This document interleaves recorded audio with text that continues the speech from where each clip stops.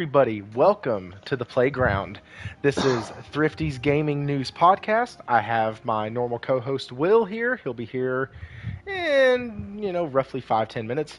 And then we have Nelson Gaming 12 here.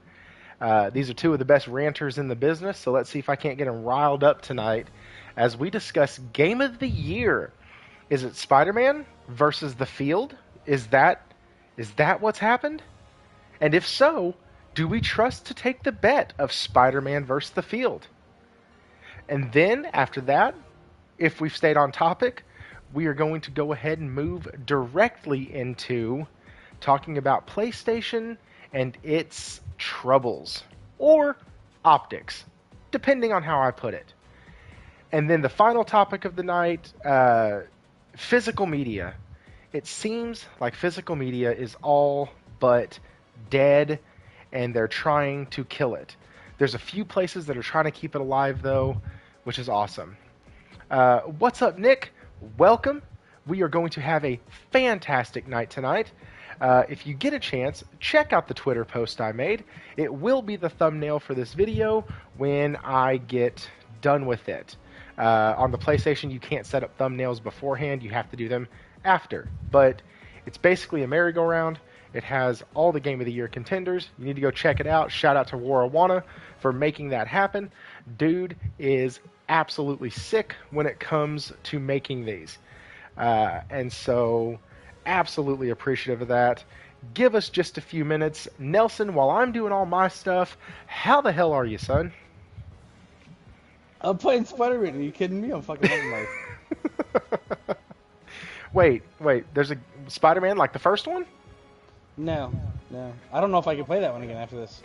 Oh, they released a new one. Oh, man.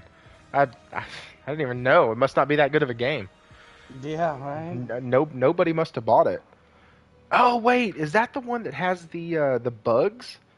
Is that one? Yeah, well, there's Miles, there's Speeder, and Spider-Man, and then there's Scorpion, too, so there's quite a few bugs. They do have the bugs. No. Alright, so that's a little bit of us being stupid. But seriously, guys. So Nelson, what else is going on? How are you? I'm pretty good, and I'm going to be playing Metal Gear after this, reliving that again.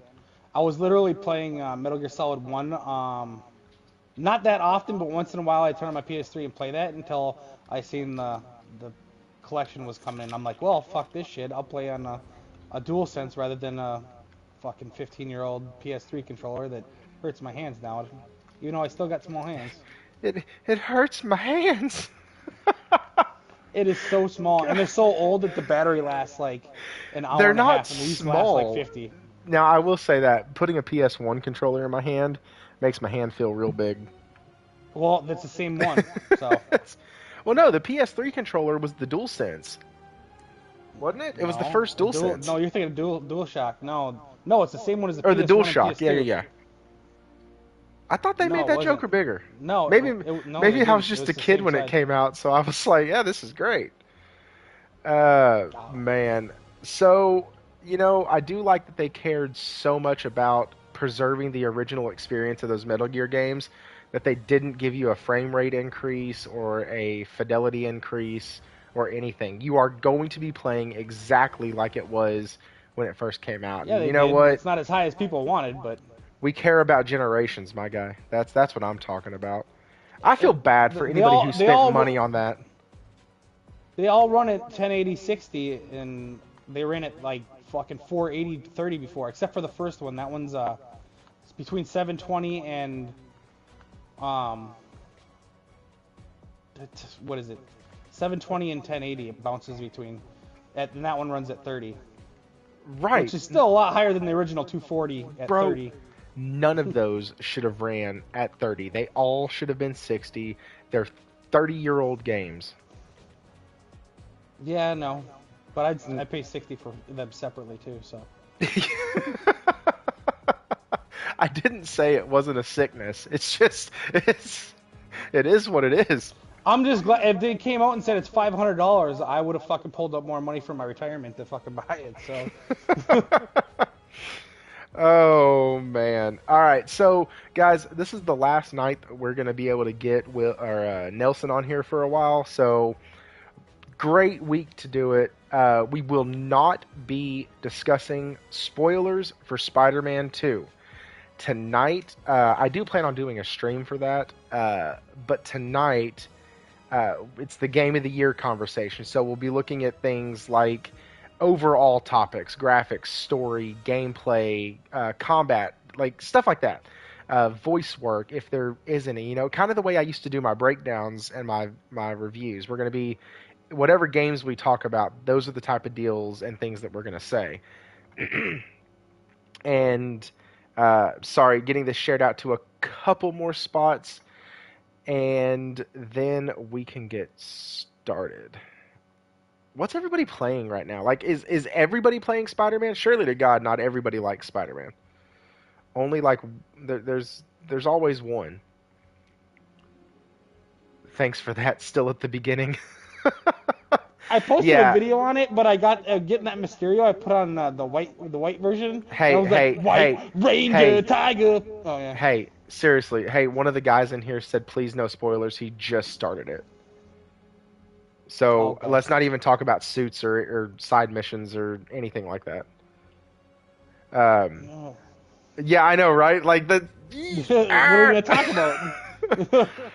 Well, listen, there are other games that people say could be game of the year. Like we can Not that I we can played. talk about those. No, you played Hogwarts. You probably played Resident Evil 4. You Yeah, but I played didn't Final finish Fantasy Hogwarts. Do you 16 know why I didn't finish Hogwarts, by the way? I don't know if I ever told you that. because you suck. No, because I got a bug. I got a bug. Like I was 50 hours into the game, and yeah, I couldn't play no more. Like I couldn't start. I had to start over, so I got put in the backlog. I was 48 hours into the game, dude. Like over halfway through the game of Weird. doing everything. So And yeah, what I got started happened? over. I couldn't start missions no more, and the screen, like when I was flying around and shit, it would freeze constantly. Really? Really? Yeah, 50 hours into the game, not day one, not day two, not week one, not week one, or month one. It was like month 2.5. Interesting. Huh. Yeah, so I was So, like, after being that far into the game and starting over, I was like, you know what, we'll come, because then Jedi Survivor came out. so let's talk about this a little bit because I have a few things that are not spoilers to Spider-Man. Uh, Josh, he was talking about Hogwarts Legacy. Hey, our producer's in the house. What's up? And then the goat of Photoshop, Warawana, my dude. All right, let me pull this up so I can actually follow along with chat and see where I'm at. Sorry, guys, the ending of today was a really hectic day. If y'all have 4-year-olds, I hope y'all sleep when you tell them to, cause mine don't. All right, so let's see this. We got 10 people up in Hurrah. Sorry, that was not me. That was my friend. Have a great show, everyone. What RP? Are you not? Can you not stay? Oh, that sucks. I know. Grown-ups got sleep and stuff. Okay, what's up, Michael, Josh, RP? All right, let's get those likes up. We only got 3 in here. We got 10 people on. You got a 6-year-old. Okay, so here's the deal. I have experienced bugs. I've experienced. Let me rephrase that. I've experienced a lot of bugs. I flew into a building, and by that I mean I flew into the building. Like, into. I was literally trapped in the building. I don't know if it was because I was flying so fast or what, but I flew into the building. Next was in one of the parts, there's an orange crystal that you have to crack open, and my game soft locked on me. And so a soft lock is basically where you can still access the menu or still uh, just close the game out and then go back into it. All I had to do was reload checkpoint, and that one solved itself.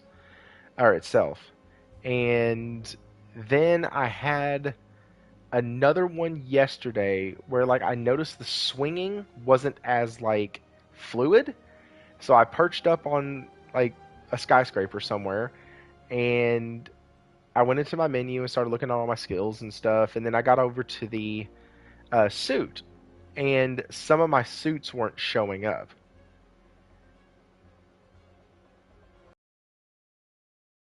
The game isn't flawless. And I know that the pushback to that is generally, well, no game is flawless. And I understand that. But if I'm going to give Bethesda shit about all of their bugs, and then I've played a game now that's hard or soft locked on me twice, once when I got trapped in the building and once when I was messing with an orange crystal, then I got to keep it a buck and give Spider-Man a little bit of shit for theirs. And that's just keeping it a buck. And you know what? If you're new here on the playground, that's what we do. We keep this a buck. It doesn't go anywhere. It stays right there. We never deviate. We never get down to 99. We sit right at 100%. And we keep things consistent. Oh, what's going on? I had 2 crashes. Sure, go for it. I had 2 crashes in 25 hours and 1 character that T-Pop. Really? I haven't had any of my characters mess up. But I also had another like moving bug, I guess is what I want to call it, where I was doing something. Like I think I was trying to swing, and instead of like continuing to go forward, all of a sudden my character like turned around and went the other direction. It's only happened once though. And y'all asked how many hours I have in this, and I'm going to pause the stream just for a secchiante. I have 25 hours in this. Holy cow. 25 hours is what I have. And I am... can I... Huh. You got the platinum and haven't touched it since? Josh, did you not like the game? Now I'm like waiting for Josh to respond. Oh. Anyways, Nelson, have you hit any kind of bugs or glitches or soft locks? I've only had where I crashed into the world once, and then it just like I just fell through the earth or whatever, and then dropped back into playing. So it only lasted like 10 seconds, and then I froze where I was like floating for a while. That's been it. Okay, and how many hours do you think you got in it? 20, 25? Let me look. Because 52. 52? I'd say it's closer to 40 because I've had a lot of calls and stuff I've had to field okay. day, and I fell asleep once, so I'd say close to 40. So have you already beat it once and you're going through it again? No, I'm just doing everything, and Bro. I've got enough tech shit to last me for like the next 5 games. So.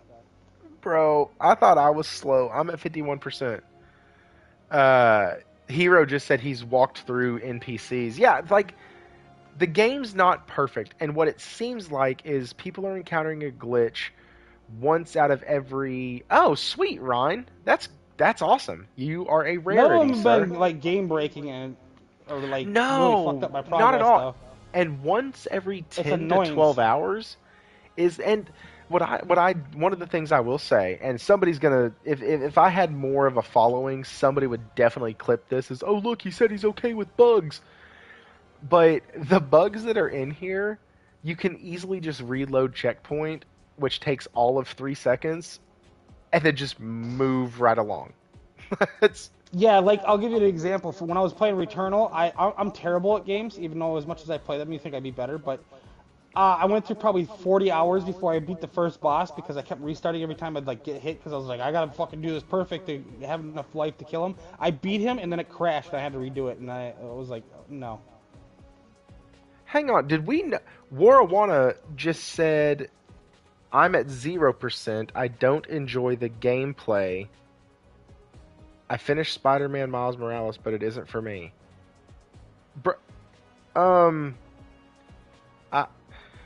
Man, I almost Maybe take he likes that. more grounded experiences. I don't know. You know, he'll be the I'm baffled. I'm sorry, guys. I'm literally stunned to a news right now. Um. Anyways, yeah, play the game. It's fantastic.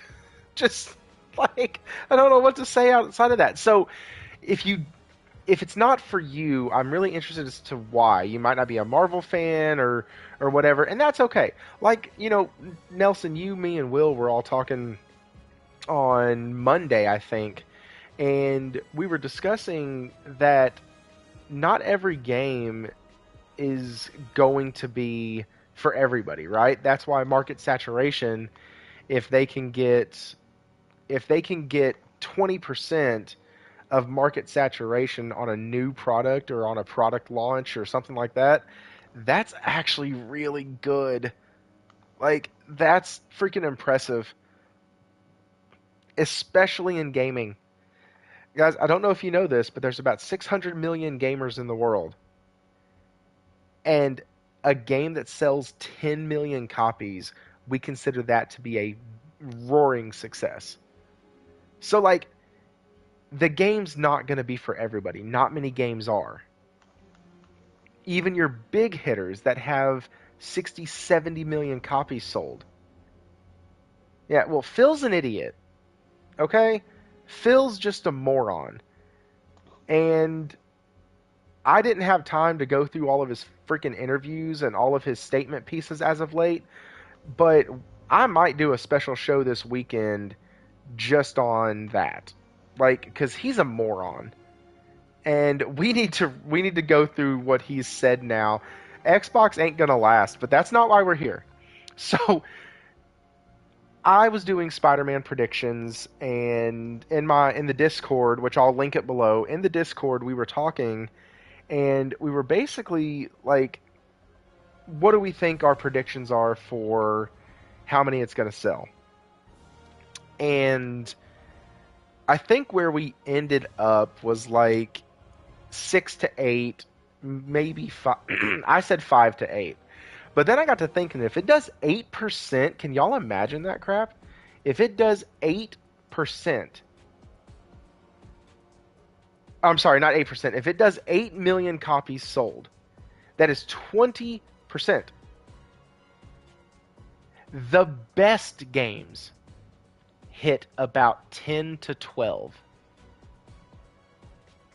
Hogwarts Legacy was one of the highest selling games of the year, and it hit 15 million.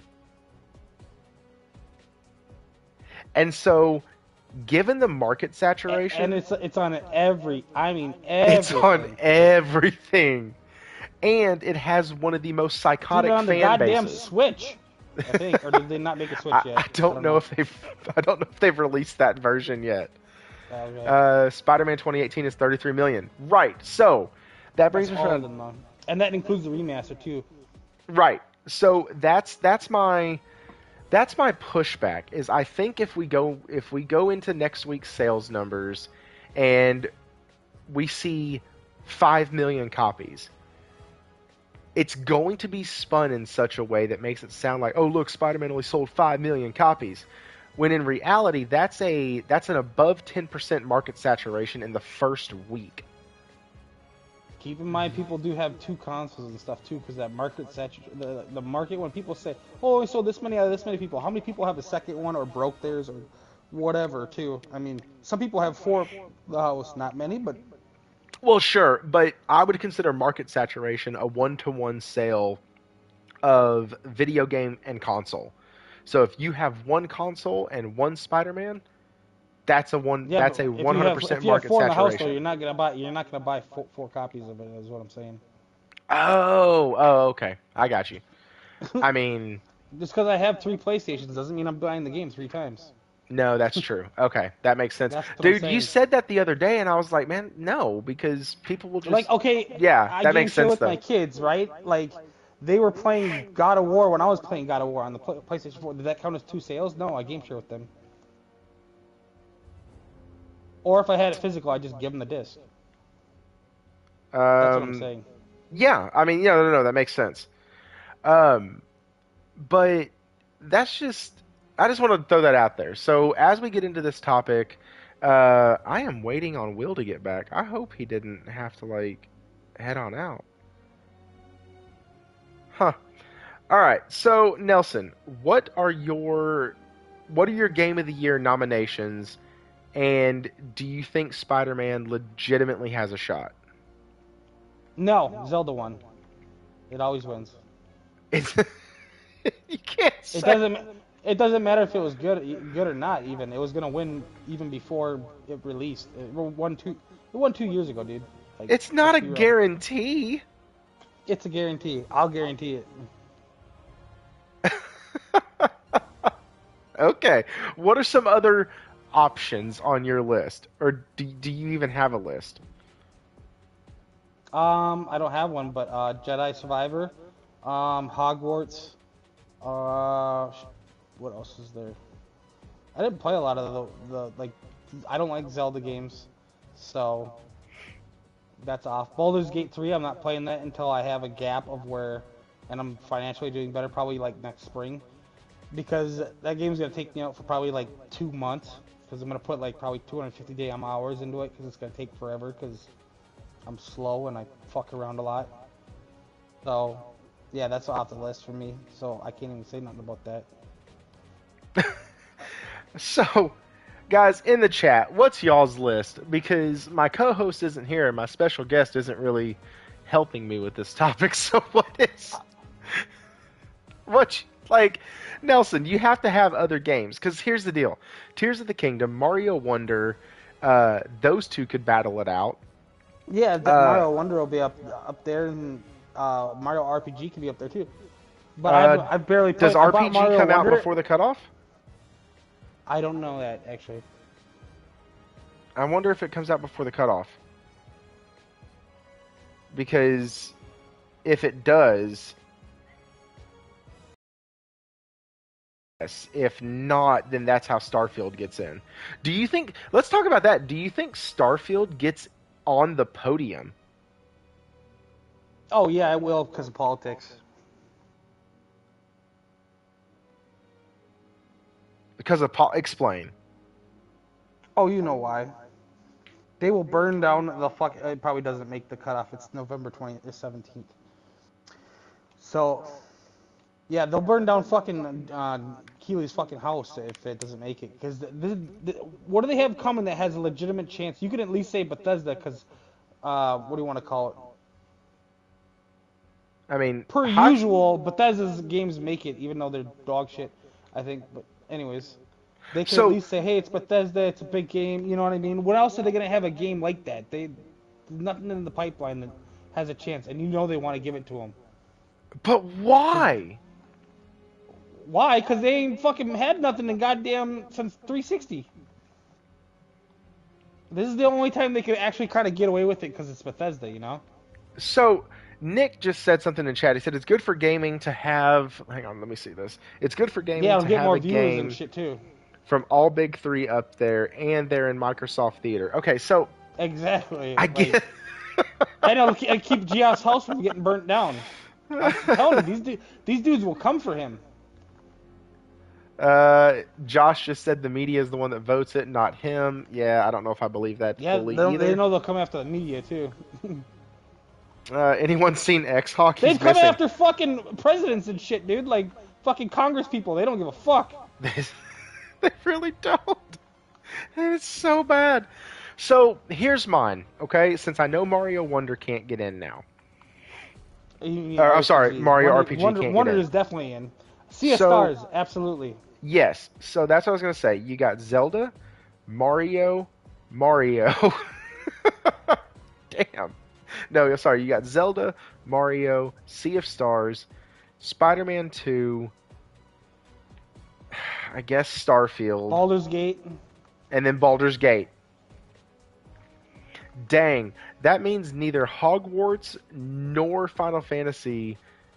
Oh yeah, Final Fantasy 16 too. That's in my list. Yeah, but there's already, we just listed off 6. Yeah, no, they're getting snubbed.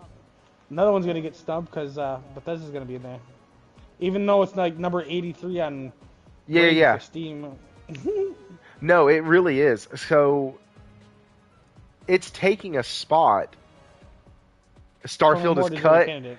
Man, I hope it gets cut, but I don't understand what you do, because you, like, on one hand I agree, absolutely. There's about 7 other games that I would put before that. But this year, can y'all imagine another year where, I'm not saying No, they there's are. games that won't get nominated that probably would have won Game of the Year other years. Dude, if Spider-Man 2 came out last year, it's Game of the Year. Hands down.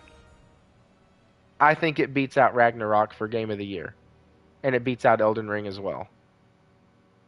No, it won't. No way.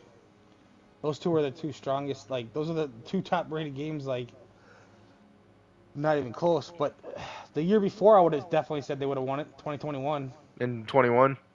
Yeah, they would have won it in 21 though. Yeah, it's just there is a limit of games. There'll be a game. Yes, if there Hogwarts is. would have came out in 2021, it would have won, and it's probably not even getting nominated. That's what we're getting at here. What are you talking about? Like, there's just different strengths in different years. Like, look at 2018, where you had God of War, you had Spider-Man, and you had the hell was the other one? RDR 2. And then the next year, it was, I don't even remember who, Sekiro won, and then you had, like, Death Stranding, I don't remember what the hell the games were, but the Resident Evil 2 remake, it was a lot weaker year. A lot weaker. 2014 sucked. Yeah, like, I don't know, man. There's only 6 spots. So, here's the fact. Alan Wake comes out, too. Who knows how that will be, too. I don't think Final Fantasy is going to win anything. If they have to give, if they give Tears of the Kingdom, yeah, if they give Tears of the Kingdom GoTY, they're going to give Spider-Man Best Action Adventure, Starfield Best RPG, which is horseshit. No, Starfield, Starfield and Final Fantasy will both get completely snubbed. Oh wait, Josh just brought up it'll be they'll win the soundtrack award, because that soundtrack is freaking lit. Final Fantasy. Oh yeah, that was fucking lit. God bless. That soundtrack was awesome. But like, there's so many freaking good games this year. I think that's how they'll have to do it. They'll have to split it up by category, and then Spider-Man 2 will win the UK, whatever the UK's Game of the Year is. Oh shoot, they do theirs a couple months after Keeley's. Josh, do you know what I'm talking about? You're surrounded by such good and kind people. Aww. BAFTA, thank you, that one. Horizon Zero Dawn. No, Horizon Forbidden West won BAFTA Game of the Year, didn't it? I think that's what it was. No, I think it won, like, technical or something. Something like that. Oh no, we're talking about the BAFTA award. Oh yeah, they didn't win anything. I thought they did. Gran Turismo 7. They won a technical from Best Technical whatever. Yeah. I remember that. But it's, there's so many games that came out this year, and I find it interesting. Oh, you forgot about Diablo too. Even though I don't know if it'll be up there. It was highly rated on Metacritic as fuck. Right, but that's what I was going to say. Like, so genre-defining franchises released games this year. Final Fantasy, Diablo, and Zelda. Then we had a generation-defining game in Spider-Man 2. Because this, so far, is the best game of the generation, in my opinion. It looks the best. And so, yeah, Diablo 4 is not getting a nom. They shot themselves in the foot. Thrifty, are we having deja vu again? What up, chat? What up, Nelson? What up, Thrifty? What's up, dude? Sorry, I had to put the kid to bed. He wanted to talk about games like always, right at the very last minute. It never fails. Now he's talking about some VR game on PC that he saw on YouTube once, like 4 years ago. I'm like, dude, you're 7. How do you even remember what happened 4 years ago? But anyways, Thrifty, there's not enough room for Starfield. It's an 83 Metacritic. It's not even in. Look, we all know It's not in the top that 20, but it's gonna exactly. be there. Dude, chat disagrees Dude, no. with you. Dude, Fallout 4 one game. I'm a taking year bets is right awesome. now. I'll take all your 4 firstborns. Or wait, let's reverse that. You take my firstborn if I am correct. But dude, there's just not enough room for Starfield, even for a pity fuck. There's just not enough room for Starfield. It's low Metacritic. It's been getting torn apart even more now that time has passed. And But now Will, these- whether you like it or not, it's either going to be Starfield getting the nomination or Hi-Fi Rush getting the nomination. They Yep. have to put an Xbox game in there. Yes, and if they have to pick one, then it has to be Hi-Fi Rush. But even It's the that complete takes game. away. But even that takes away from a spot from RE4, from Final Fantasy 16. RE4 shouldn't be there. I agree, but they've nominated remakes before. So, anyways, Right. We producer Yeah, Josh. different years. On bring it another up. year, I would say absolutely, but this year there's just no room for a remake. Dude, I'm telling you Even though guys, it's fucking Starfield won't phenomenal. be in there. what kind of slap in the face would this shit be? Listen to this. What kind of slap in the face would this be if Starfield doesn't get the nomination, but the game that was developers at Bethesda gets the nomination? Like, this big, huge, high-budget game title whooped your ass. Like, that's... Hey, Getting- It Takes Two did it, and it won Game of the Year 2 years ago. Yeah, I don't think it should have won game. I haven't It played shouldn't all of have. it. Who did it compete against? I forget. Who was the main one? Was that 21? Returnal, Ratchet. What else came in 2021? Yeah, but they weren't in the Game of the Year conversation, right? Sony only had none. No, they had No, one. they had Ratchet and Clank. Horizon. No, it was Horizon. It was Horizon. That was last no, year for you're thinking Elden of Ring. 2022. Yeah, fuck, I can't remember. But I mean, It Takes Two's a great game. If you guys haven't played it, man, I recommend it 120%. It is. Oh, it was an Resident awesome Evil game. Village, Psychonauts 2, Metroid Dread, and Deathloop. God, Deathloop was awful. And it won. Remember why so many? I don't understand. It was once again a pity fuck for Xbox. They were Yeah, they had claiming, two in there. They had Psychonauts 2, which was At I least played most of Psychonauts it. was It's decent. It's decent, but I and played it's still some of it. I holding haven't its, finished its price in the physical world. Psychonauts it. is What? That's fucking crazy. That game's $60 though. I'm not gonna lie. well, limited run games will $60, but I mean you can get it on sale now for 30, but that's the lowest it'll go. I know, but digitally. it released at 60. Like, could you imagine if PlayStation Oh did yeah. that? No, of course, dude. We Like already the talked budget on about the this. game was like it was a crowdfunded at first. I mean, I could see 40 or something, but I don't know.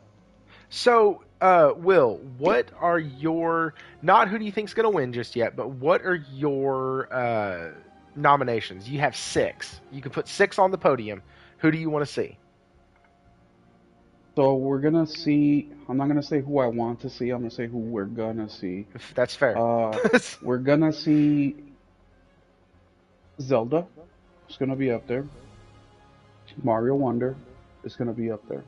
Those are gonna be the 2 big Nintendo games that are gonna be up there this year. For PlayStation, Spider-Man, Final Fantasy 16. Final Fantasy 16 is gonna be a hit or miss. But the soundtrack alone, I don't know if you guys talked about this, but the soundtrack alone should allow it to get Game of the Year because now you combined all the other things that are part of the game that make it such a great game. And it should be there. That's why I'm saying that Starfield has no chance whatsoever, especially with such a low Metacritic. And I'm not Well, saying low overall because it's You got 2 80 more. something is good, but and let's say this: if Starfield makes it, never mind. That's too extreme. That's I'll take that back. So those are my 4. Spider-Man That's should 5. be up there, and my 6th one. And I actually had a little list. Did you here say somewhere. Baldur's Gate yet? Oh, and Baldur's. Baldur's Gate, Those will okay. be the 6. The Okay. only one out of those 6 that actually there's 2 that might be up in the air, it's gonna be um, Final Fantasy 16 And and Mario Wonders. And the only reason I'm saying Mario Wonders, it's because it is too very very close to the award show, and also it's a platformer. But that would be the only excuses of why it wouldn't be there. Now, I think it deserves to be there. I saw my cousin playing it yesterday, and the game is amazing. It's gotten great reviews. People are raving about it. The best platformer in decades, they're saying. But those are the six. okay, I bought it for my kids. They haven't been playing it. Pissing me off. Well, send it to so me. I want it because I want to I spend want it. 60 for it. Send it to me. Mario RPG is the week of the cutoff from where I can find it from the previous year. Thanks, Josh. Okay, Oh, so hey, real quick, Thrifty. Isn't hey, the Mario RPG a Claymores. remake? Yes. So the Claymores, welcome. Here's what he said, or they said, or she said. Anyways, here's what the Claymores wrote. Baldur's Gate 3, Zelda, Mario, Spidey 2, FF16, and Armored Core 6. Solid I list. completely left Armored Core off. Dude, okay, Nelson and I were talking about this. There's so many mother-loving good games. And Remnant 2 is a hell of a game. And it came in at $50. It completely crushed expectations. I mean, that's another one that I think should be in the conversation. Man, Claymores, I appreciate it, dude. I see you in, and yes, I think you're right. I think it could be. I see you a lot in a couple of the other chats. I think I've seen you in Reforge once or twice. So good to see you here. So, yeah, here's why 2023 has us spoiled rotten, because we have done no less than bitch for 10 months this year so far. That when are these games coming? We want these games. Give us our games. We want games. And yet we're sitting here talking about how there's probably 12 games that could be up on the podium, and there were 3 genre-defining franchises that that released games this year. We've had absolute banger after banger, and the year's not over. Like, Alan Wake 2 is coming out, Mario RPG is coming out, and dang it, there's still 2 others coming out. I can't think of it to save my life. Anyways, we have tons of stuff. And then the next year starts off, and we're getting like 12 games in the first 3 months. Like, the first quarter of next year is just going.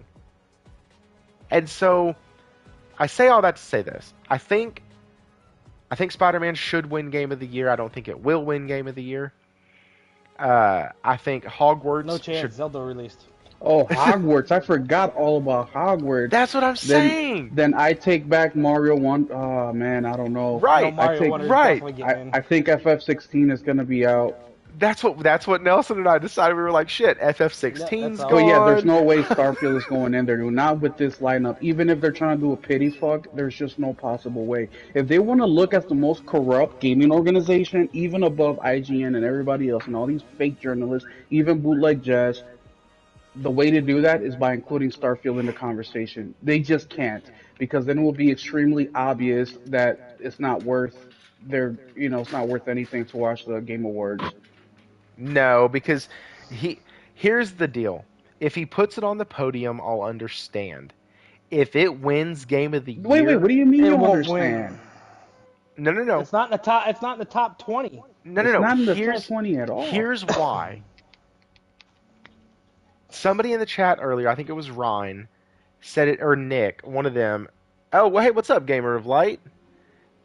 Nice to see you. Hey, y'all, hit that nice chat to meet button. you. I'm Gamer of Dark. Gamer of Dark. Hit that like button. Share this out. We are 178 subs away from the first monetization goal, so that will be super awesome.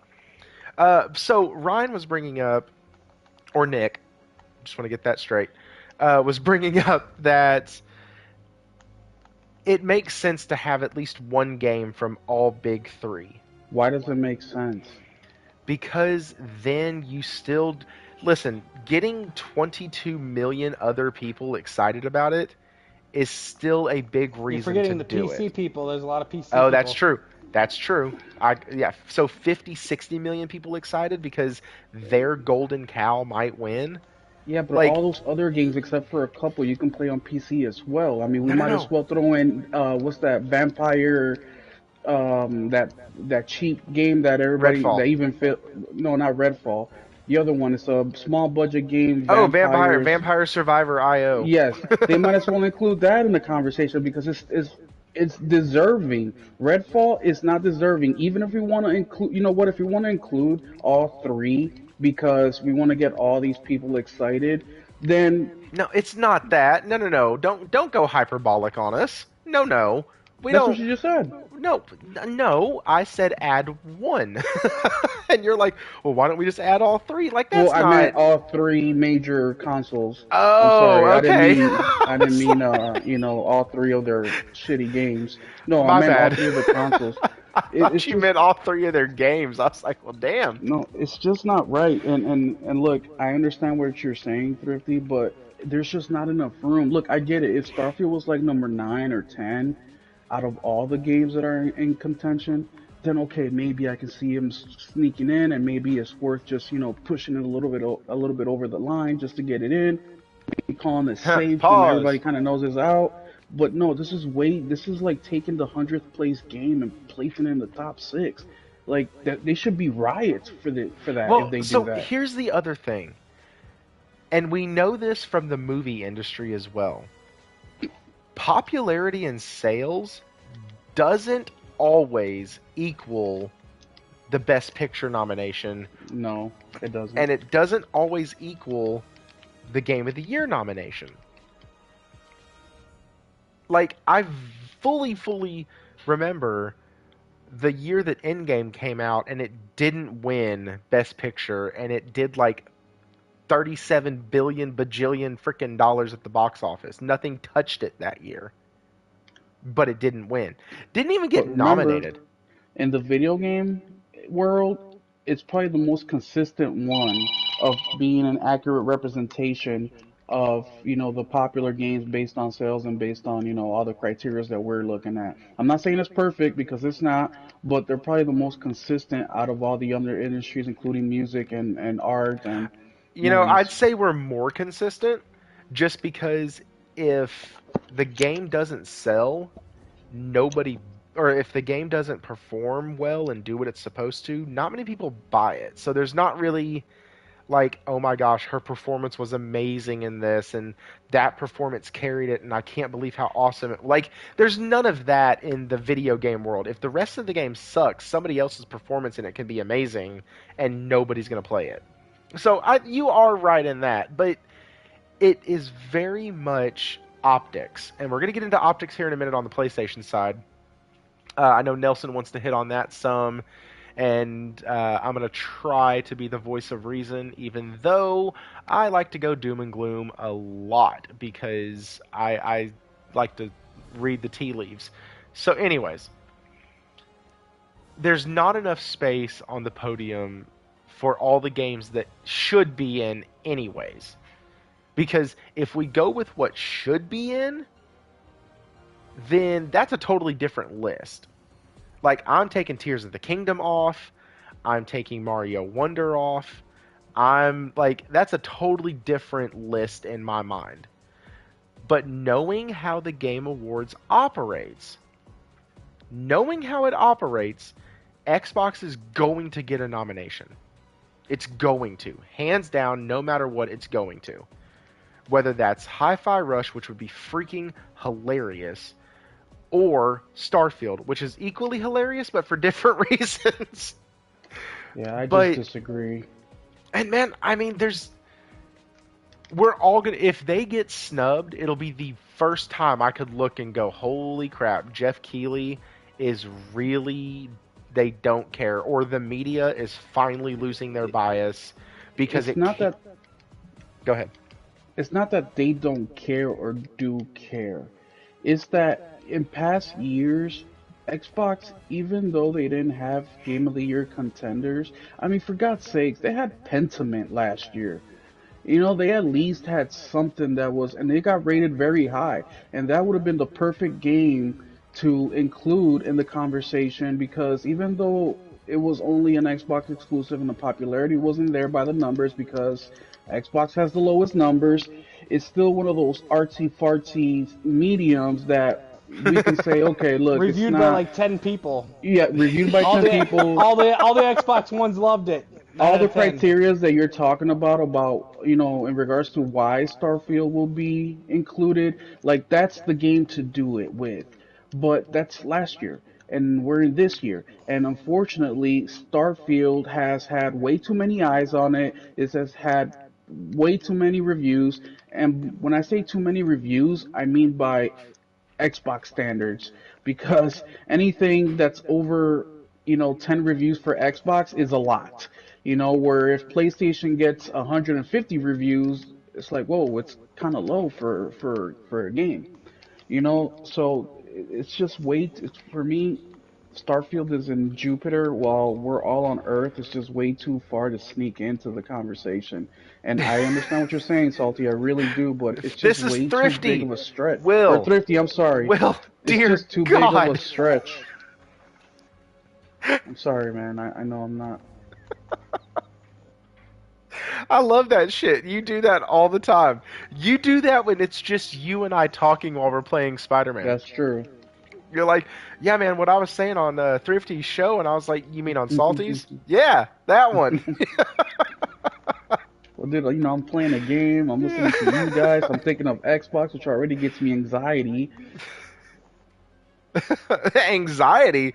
Why? They're not going to come take your children. They can't. No, they're not. But I mean, believe it or not, the big reason why I get on Xbox ass a lot is one because I want games because I'm selfish. I mean, even Pause. just what 2 days ago, Thrifty, we were talking about how I can't wait for the Spider-Man DLC, and you're like, dude, they just came out with the game, and I'm like, yeah, I'm a gamer, I'm selfish, and that's the reason why I give Xbox so much shit because if they fail, we said this a few podcasts ago, if they fail and they're out of the console, conversation and the console culture, it's only going to hurt us gamers as a whole because that's one less competitive outlet. That's one more reason to give PlayStation reasons to do some of the shady shit that we don't like. And we already know how Nintendo is, especially financially. I mean, they love screwing their customers the hardest. So them being out of the picture, it really makes it easier for these two other companies to, you know, monopolize the I'll be back. industry. I gotta take my kids to bed. If there's, Okay, so listen to this. Nick just said nominating Starfield is like when they put the special needs kid on the football field and let him score a Yes, TD. absolutely. Jeez. It's like everybody's just God. standing there. They're not even faking like tackling him. They're just literally standing in place. God, that's so terrible. They're Like, not you even sticking can't. their arms out or nothing. They're just like, okay, hurry up. Holy crap. It is a nice thing, and it is sweet, and moments like that are really nice, especially when they put, like, really good songs behind them and, like, do the Yeah, little TikTok montage. hell But yeah. this isn't TikTok, and this ain't real life. Fuck your No. game. No, yes. Fuck your game. Your fucking loading screen just to sit down on a chair. Like, no. No. Oh man, like in real life, dude, I love those videos. I can't watch them much because my dad was military, and I remember what it was like when he used to come home. But Oh, dude, like those are so those sad. videos when they like when the dad comes in or the mom comes in and Yeah. surprises the kid, like those are like really sweet, sweet moments because I Yeah. remember those. I Fuck yeah. remember my dad coming back. One day, I remember him coming back in, and he had like a gas mask on, and I was like 4 or 5, and it scared the ever loving piss out of me because I had no idea who was in my house, and so. But like once he took his mask off, I was so excited because he'd been at training like for 2 weeks, and he came. Anyways, God dang it! See what y'all did? Y'all got us all sentimental up in here. All right, let's continue. So those are the gaudy conversations. I think if it's Spider-Man versus the field, I don't know any golfers in here, but when Tiger Woods was on the top of his game, all the sports radio shows and stuff would talk about it being Tiger versus everybody else. And sadly, I feel like right now the question really shouldn't be Spider-Man versus the field. It should really be uh, Baldur's Gate 3 or Tears of the Kingdom versus the field. Like, it just really, if we're honest, this game could have come out damn near any other year, and it would have dominated Game of the Year. But like this year, it's going to win Best Action Adventure Game of the Year. But at least for the Jeff Keighley show, I don't see it getting Game of the Year. And that sucks, because I really think it's an amazing game. I cannot tell you how many times. So Will and I actually will like start a party chat, and we'll both play at the same time, and we'll just constantly get to separate sections and be like, "Whoa, man! I can't believe we just did this! I can't." Did you see Did you see how New York looked at night? How like the lights come off of everything? Like, did you see how they did this? Did you see the water reflections? Have you like gone to a car and like we're constantly in awe about this game. And then some funny, goofy bug will happen where I fly into a building and get trapped. And before anybody starts to question me on the second walk or on the rewatch of this or whatever, I have video proof of my bugs. I'm not one of these haters who's literally driving a bike off the road or making a montage of the same bug reported by 30 fucking people. That's not what I'm doing. I have a couple bugs. I've not seen anybody report on them yet. And anyways, that's neither here nor there. It's bad when I feel like I have to defend myself before somebody says shit. Like that's the gaming world we live in. The field is stacked, no outliers. Yeah, it really is. Spidey 2 is a 10 of 10. Problem is there were a lot of those this year. Claymore, I think you're absolutely right on that. And a little bit before you got here, that's actually what we were discussing, was that there are so many 10 out of 10 or so many great games that came out. And then there were some games that came out that weren't that great, but man, they had a good time with them. Which that's an irrelevant argument for why a game is good. And also, Armored Core was like over a decade since they released one of those. So I mean, there's like a lot of and they coming defined back that to, genre too. yeah, yeah, absolutely. And I mean, yeah, no, the competition is very stiff this year. As a gamer, I'm still not satisfied. I want more. I'm surprised that it's taken till 2023 to release, the quality of games that we've been receiving now. Like this should have been a constant thing for at least a decade now, or a decade, starting with the PS4. But hey, I'll take what I can get. But it's very good time to be a gamer. Not if you're Xbox. Xbox should be your secondary, third, what is it, triaritary console, Tertiary. tertiary console at a minimum. You should own at least a Switch, but in reality, you should be owning a PlayStation for the console gamer and a PC, a Steam Deck, ROG Ally, something. If you only have an Xbox, because if you only have that, man, and look, and I get it, some people financially just can't do it, and the 199 price point, wait, 299 price point that they have is very attractive, and then you add $1 for Game Pass, or you just buy a hard drive and you'll get 6 months of Game Pass, or you buy some gummy bears and you get 6 months of Game Pass, or you just Or you fart can in the play Halo direction. for free. Or yes, play Halo for free. So I mean, I get that, and I I'm sorry, grew up that's like not that funny. most of my life. So I understand being, in a tough spot. But man, you should be at least saving, even if it's $1 a week, just to be able to upgrade. I highly recommend it. And look, guys, we're still in the first, what, 25% of the console lifetime. So, No, because that would be a 12-year life cycle. I'd say oh, we're you're right, you're probably right. We're above 35, 40. 40%. Yeah, I'd say about Yeah, 35, 40%. Yeah, because I yeah. think So we I still do have a think lot of this one's gaming gonna left. last longer than most. I think usually 6 to Hmm. 7. I think this one will go about 8. I really do. Yes. And also Uh, think about the PlayStation Pro they're thinking about coming out. They did that last console generation because of the VR. Well, we already have the VR 2 running on the system. So they're doing this for longevity. So I'm excited, man. Bro, they're doing that shit for 4K 60. Let's be honest. That's what they're doing Well, that shit for. we get 40, we get 4K 40 now basically. Bro, my 4K, well, I'm at 14. Well, okay, so the way I have it set, um, is I have it on the fidelity mode with it uncapped with VRR turned on. And I kid you not, man. Sometimes it feels like I'm getting 60, and that would be at 1440p. Dude, if we had a frames per second meter on the Oh, PS5, I bet you would be hitting 45, 50. I well, mean, that's it with it feels like it at uncapped. least. Because when you have it selected to smoothed, what it does is it puts it at a locked 40.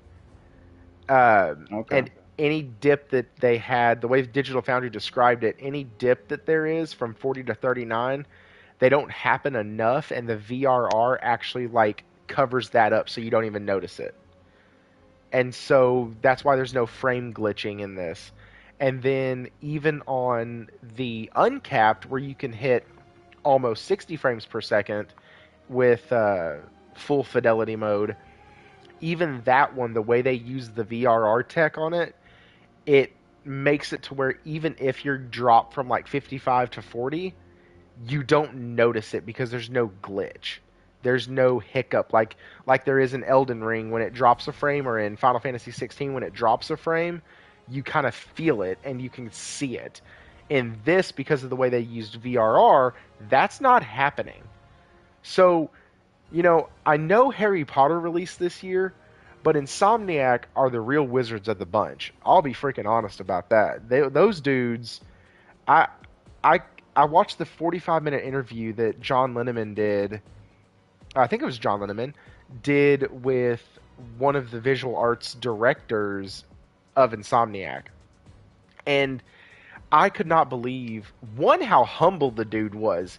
Like, every time John asked him a question, he goes, "Yeah, man, we had this guy on our team who did this," or, "Yeah, dude, this one of the ladies we have working for us, she's a visual effects person, and she did that, and we thought it was super cool, so that's why this fight looks that way." And I'm like, this dude ain't taking none of the credit for himself.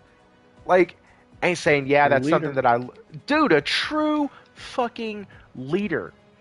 That was one of the things that impressed me so much, was that, like, he was just saying, yeah, this person, this guy. Like, and I'm like, dude, Hmm. that's really freaking cool.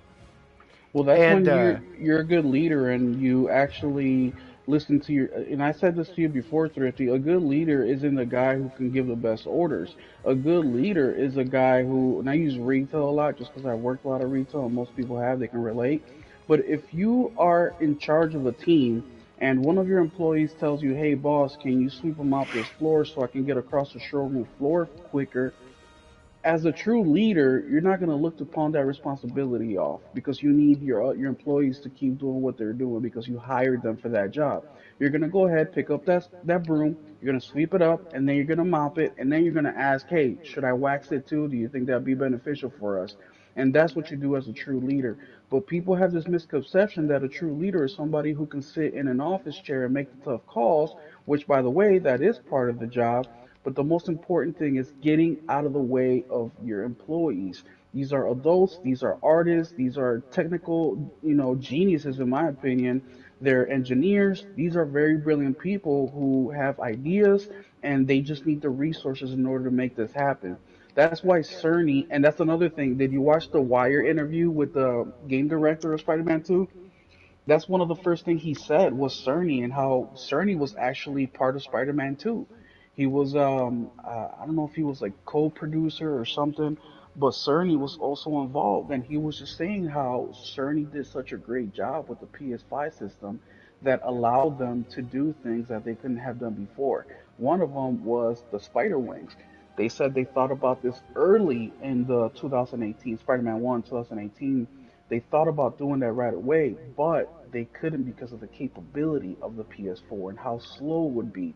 And then that transition into not only the traversal in Spider-Man 2, but also the spider wings and how they're able to just open up a new world of possibilities. And once again, he didn't take the credit. He gave it to Cerny.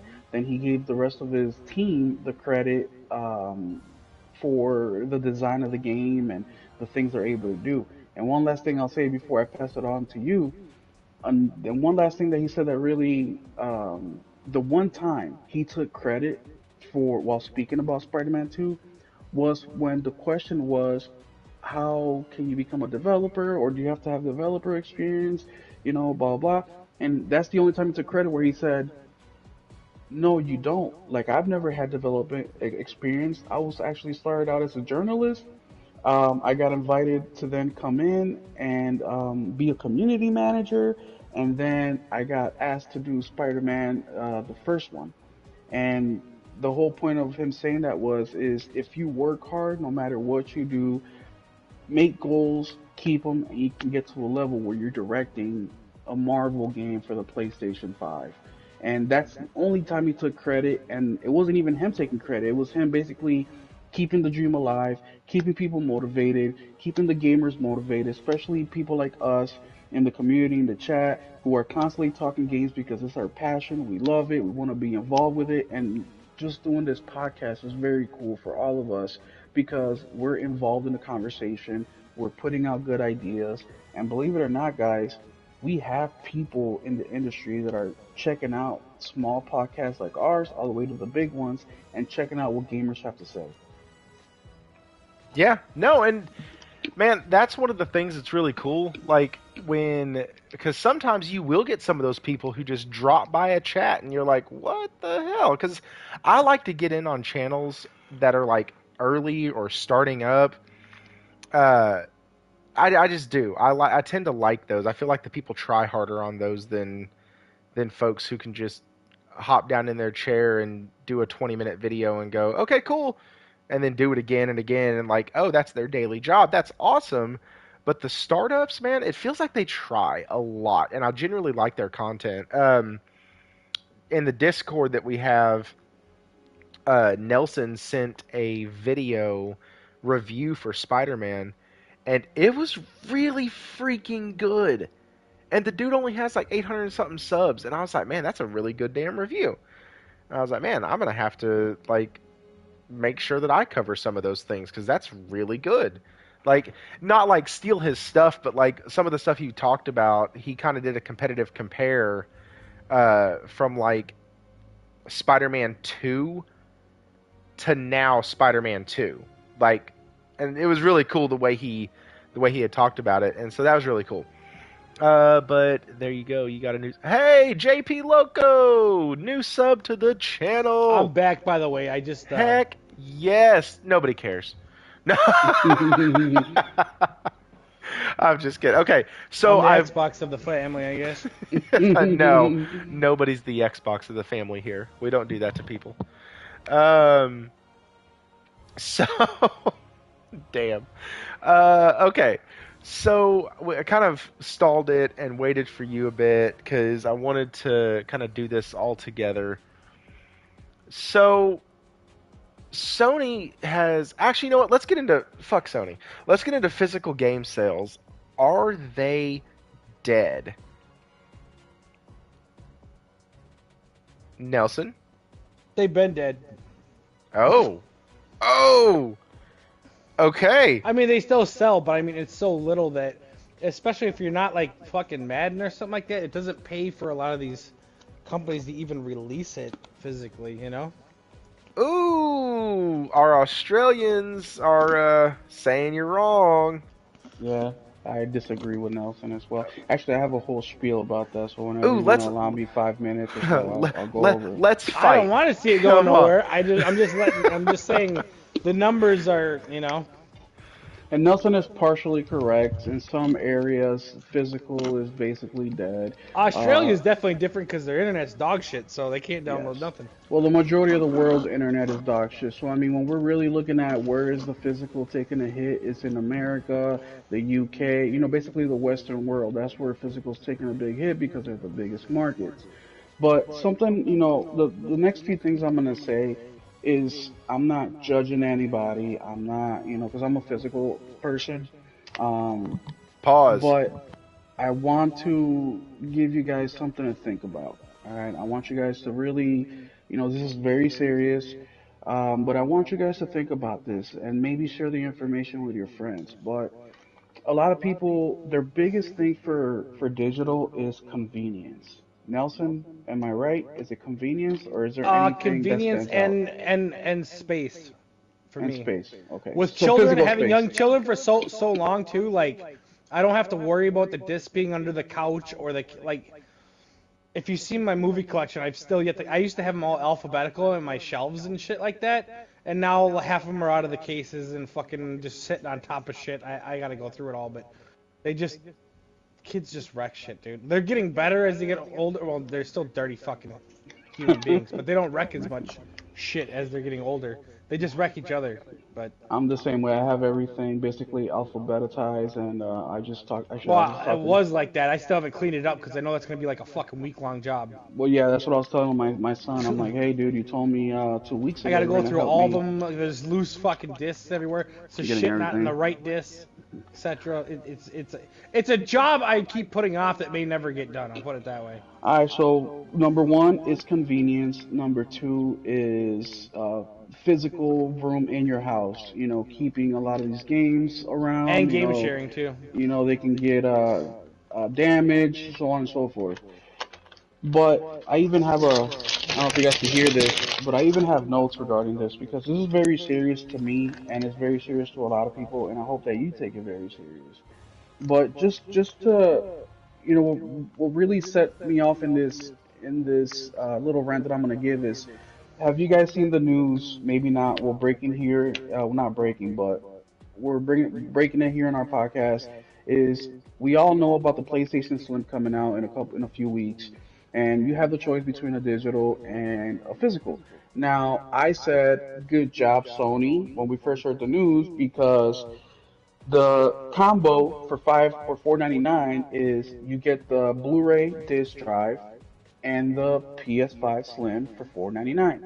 If you just go with the PS5 digital, it is 449.99. So my thought was, well, that's awesome news because any logical thinking person, if they have the money, they're gonna say, well, I'm just gonna cough the $500 because if I buy this drive later on or independently, it's gonna cost me $80. So I'll save the $30 and I'll just buy the physical disc drive and I'll have a physical PlayStation for the options.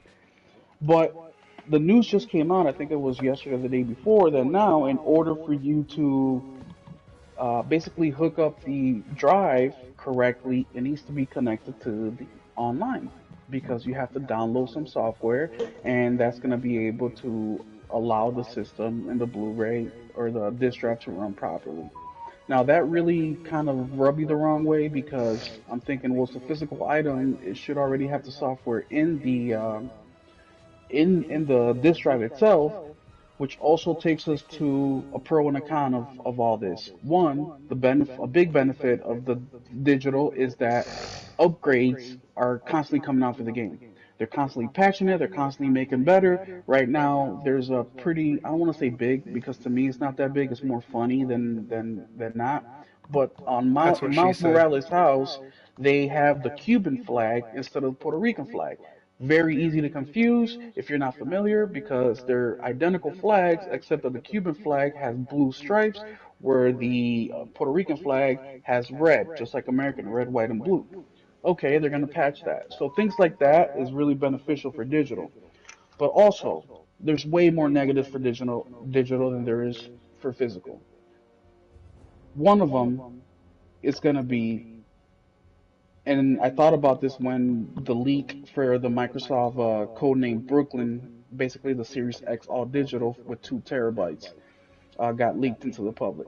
But the very first one that I thought of is the refund policy. A lot of all of them have very shitty refund policies for digital consoles. For example, Microsoft, the request has to be made within 14 days, and you have to not have accumulated significant playtime. Now, what is significant playtime? Microsoft does not specify. I've seen people refund games after 2 hours. That seems to be the normal. I've seen people refund their games after 6 hours, and Microsoft accepts it. Sometimes they say yes, sometimes they say no. For PlayStation, very similar. 14 days from purchase date. If the big difference here is if the download has started or streamed, then it is no longer eligible unless the game is faulty. When we look at physical, you can go to GameStop, you have a 7-day return policy. Walmart, 30 days. So is Target, so is Best Buy. If you have the game opened, they will give you in-store credit. If it's closed, still sealed with the plastic, they will give you 100% of your money back in whatever form of payment you made. Those are options that are not available digital. Another one, with Steam. Steam is very popular. Steam will do, once again, less than 14 days with less than 2 hours of gameplay. And you even see like speed runs of games. Let's see if I can do this game in under 2 hours so I can refund it by another game. Try to do it in 2 hours, rinse and repeat, right? Tracking. Now we go to my biggest thing that I hate about digital. Well, second biggest thing. The first one is the privacy and how they violate it. They are constantly tracking your downloads. They are constantly tracking your playtime. They're constantly tracking how much time you spend on the online store. They're constantly gathering your information. This reminds me a lot of here in America, we have our government and a lot of people are comfortable with giving up freedom for security. That's a big thing. And now citizens are starting to realize how a big mistake like the Patriot Act and stuff like that were. Because now you have the government doing crazy things with our information, even big companies like Google and Meta and things like that, just basically selling the shit out of our information. Microsoft, not huge. Microsoft's a big one, in order to make some money, while our anonymity, anonymity, anonymity. I'm sorry, I'm having trouble speaking today. Is being violated. Uh, Shout out to King Thrash. He has a great documentary, part of his Daydream Productions, and one of the biggest things that of why Xbox really failed during last generation was the Kinect. Now, the reason that they were pushing the Kinect so hard was because the Kinect was able to read absolutely everything inside your house or everything inside that room. So they can tell your mood, they can tell if you were happy, sad, excited, how your body What was kind of products reacting you to things. use, bit like that, so they Exactly. can sell it to people. Everything, so they can sell it. That's why they kept pushing TV so hard during the early stages of that generation. It was not because it was going to be for the gamer, it was because it was going to be for their own benefit. You know what's Um, fucked up is everyone complains about that, but that was their most effective marketing of all time because that's all anybody I know uses their Xbox for. Absolutely. And I thirdly, know two guys who bought an Xbox, and I'm like, you haven't played Xbox in fucking 7 years. Why do you buy one? Oh, I need it for TV. I'm like, you do have a smart TV, you know. yep. And Got, thirdly, he's just so used to watching on Xbox, even though he's got a brand new smart TV. He's got to get an Xbox to watch fucking cable. What? um, I'm halfway done with this, Thrifty. So digital store gathers all sorts of information, from your name and address, how long you're in the store, all these things. Also, licensing. As I don't care what you say, these are facts. You do not own these games. You do not own them. You are renting them. Microsoft, for example, I'm going to read a quote from Microsoft. Generally asked questions on their page, not Xbox, Microsoft. Microsoft says all digital goods are licensed, not sold. All licenses, terms, limitations, code of conduct, which means that at any moment you say the wrong thing, you do the wrong thing, they will ban your account and all that digital content that you have will be lost. Now you're saying, okay, it's not that big of a deal because I bought the game, I downloaded it, it's there already. Okay, but the problem comes in now, DRM. Now, if you do not check in that license every 30 days for Xbox, using as an example, and I'm not picking on Xbox, I'm just using them because they're Xbox, but Sony does the exact same shit.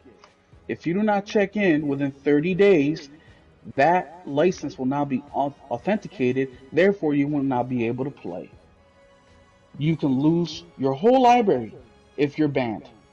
Lifetime of account. So think about all that money you've invested in this.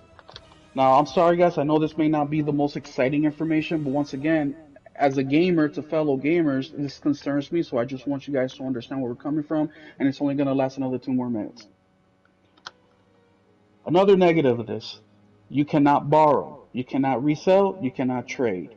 Sharing only place to buy is the store.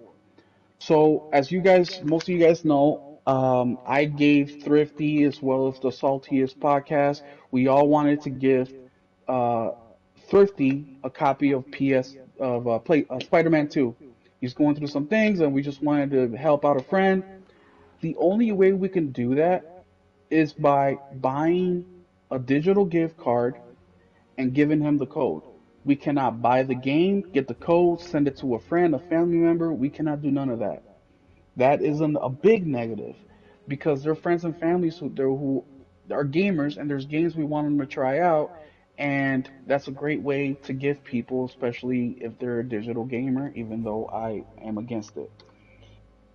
The point is, guys, you buying a digital game, let me explain it to you in a physical term. You buying a digital game, it's like saying, hey, Will, I want to buy this game from you. All right, cool. It's $70. But you have to come to my house to play the game. I'm going to watch you while you play the game. And when you leave, the game stays with me. And guess what? If I decide to move, meaning I'm leaving the neighborhood, I'm leaving the city, I'm leaving the state, the game comes with me and you will not be able to play it. What do you mean, Will? When PlayStation wanted to close down the PS3 storefront, people made a big deal out of it. Why? We Because they fucking knew if they, rioted.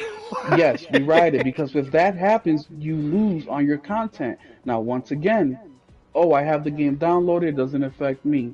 Okay, that may be true. But what if something were to happen to your hard drive or your storage or whatever? You are out of luck. So it's another way for them to prey on us and sell us the game again. Now, this is completely different from them remastering or rebooting a game or whatever, porting it over. That's completely different. But there are so many people, Also, especially in the go ahead.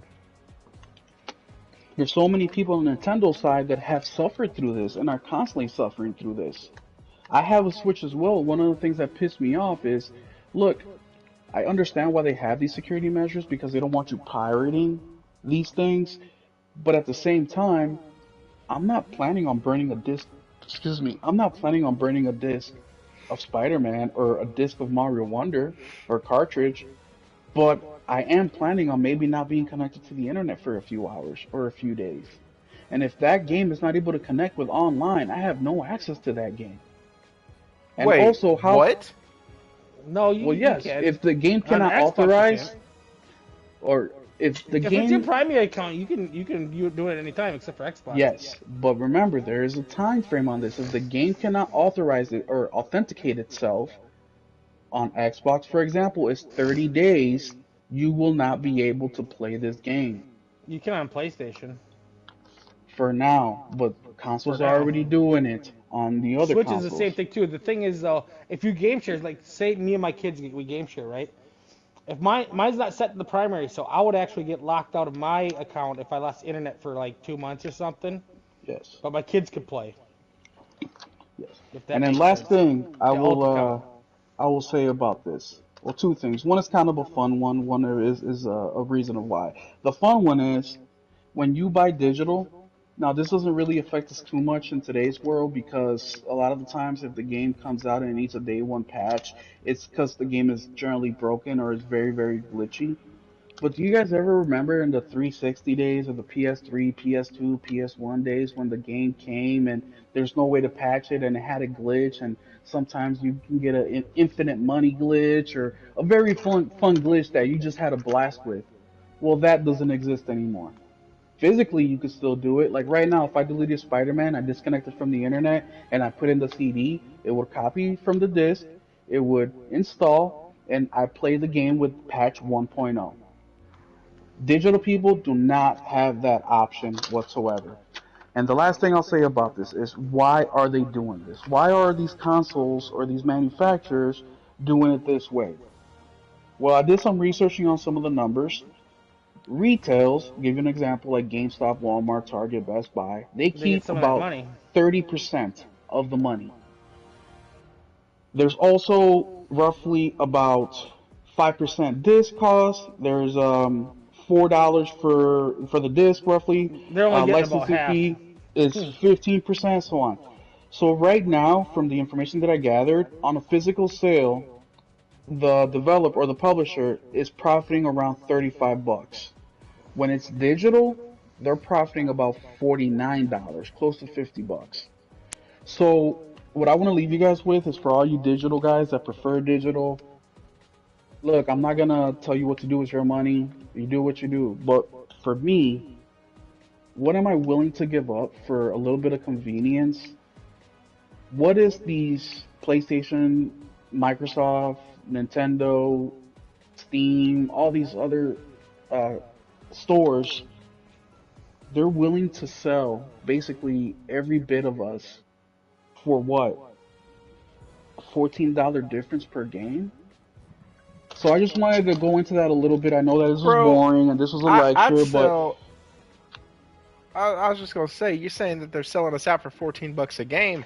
I'd That's a lot of sell games. some of. That's a lot of money. They're about to I say, understand that. and like, But like, see, That's like and you guys $15 are billion. part of the problem. no, no, You no, guys are no, ponies. You no, guys are encouraging this so we can No, get I'm more not. I don't want them games. to go nowhere.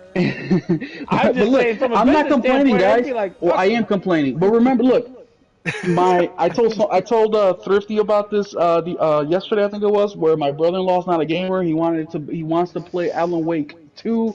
I'm not gonna buy the game because it's a digital game only. And they said it was to save us money. I'm like it's $4 for the disc and whatever. But I decided against it, even though the game is kind of interesting. But my brother-in-law, he doesn't own any consoles. He's not a gamer. I mean, he's like, dude, I'll give you half the money. And you know what? I decided to do it, even though Thrifty told me not to, because he said, well, when he comes over, he's gonna want to play. And I'm like, dude, I'm fine with giving up 30 minutes to an hour of me watching a newbie try to play. You know, it's gonna be no, entertaining no, for no. me. That wasn't the only reason. I said because of the storage.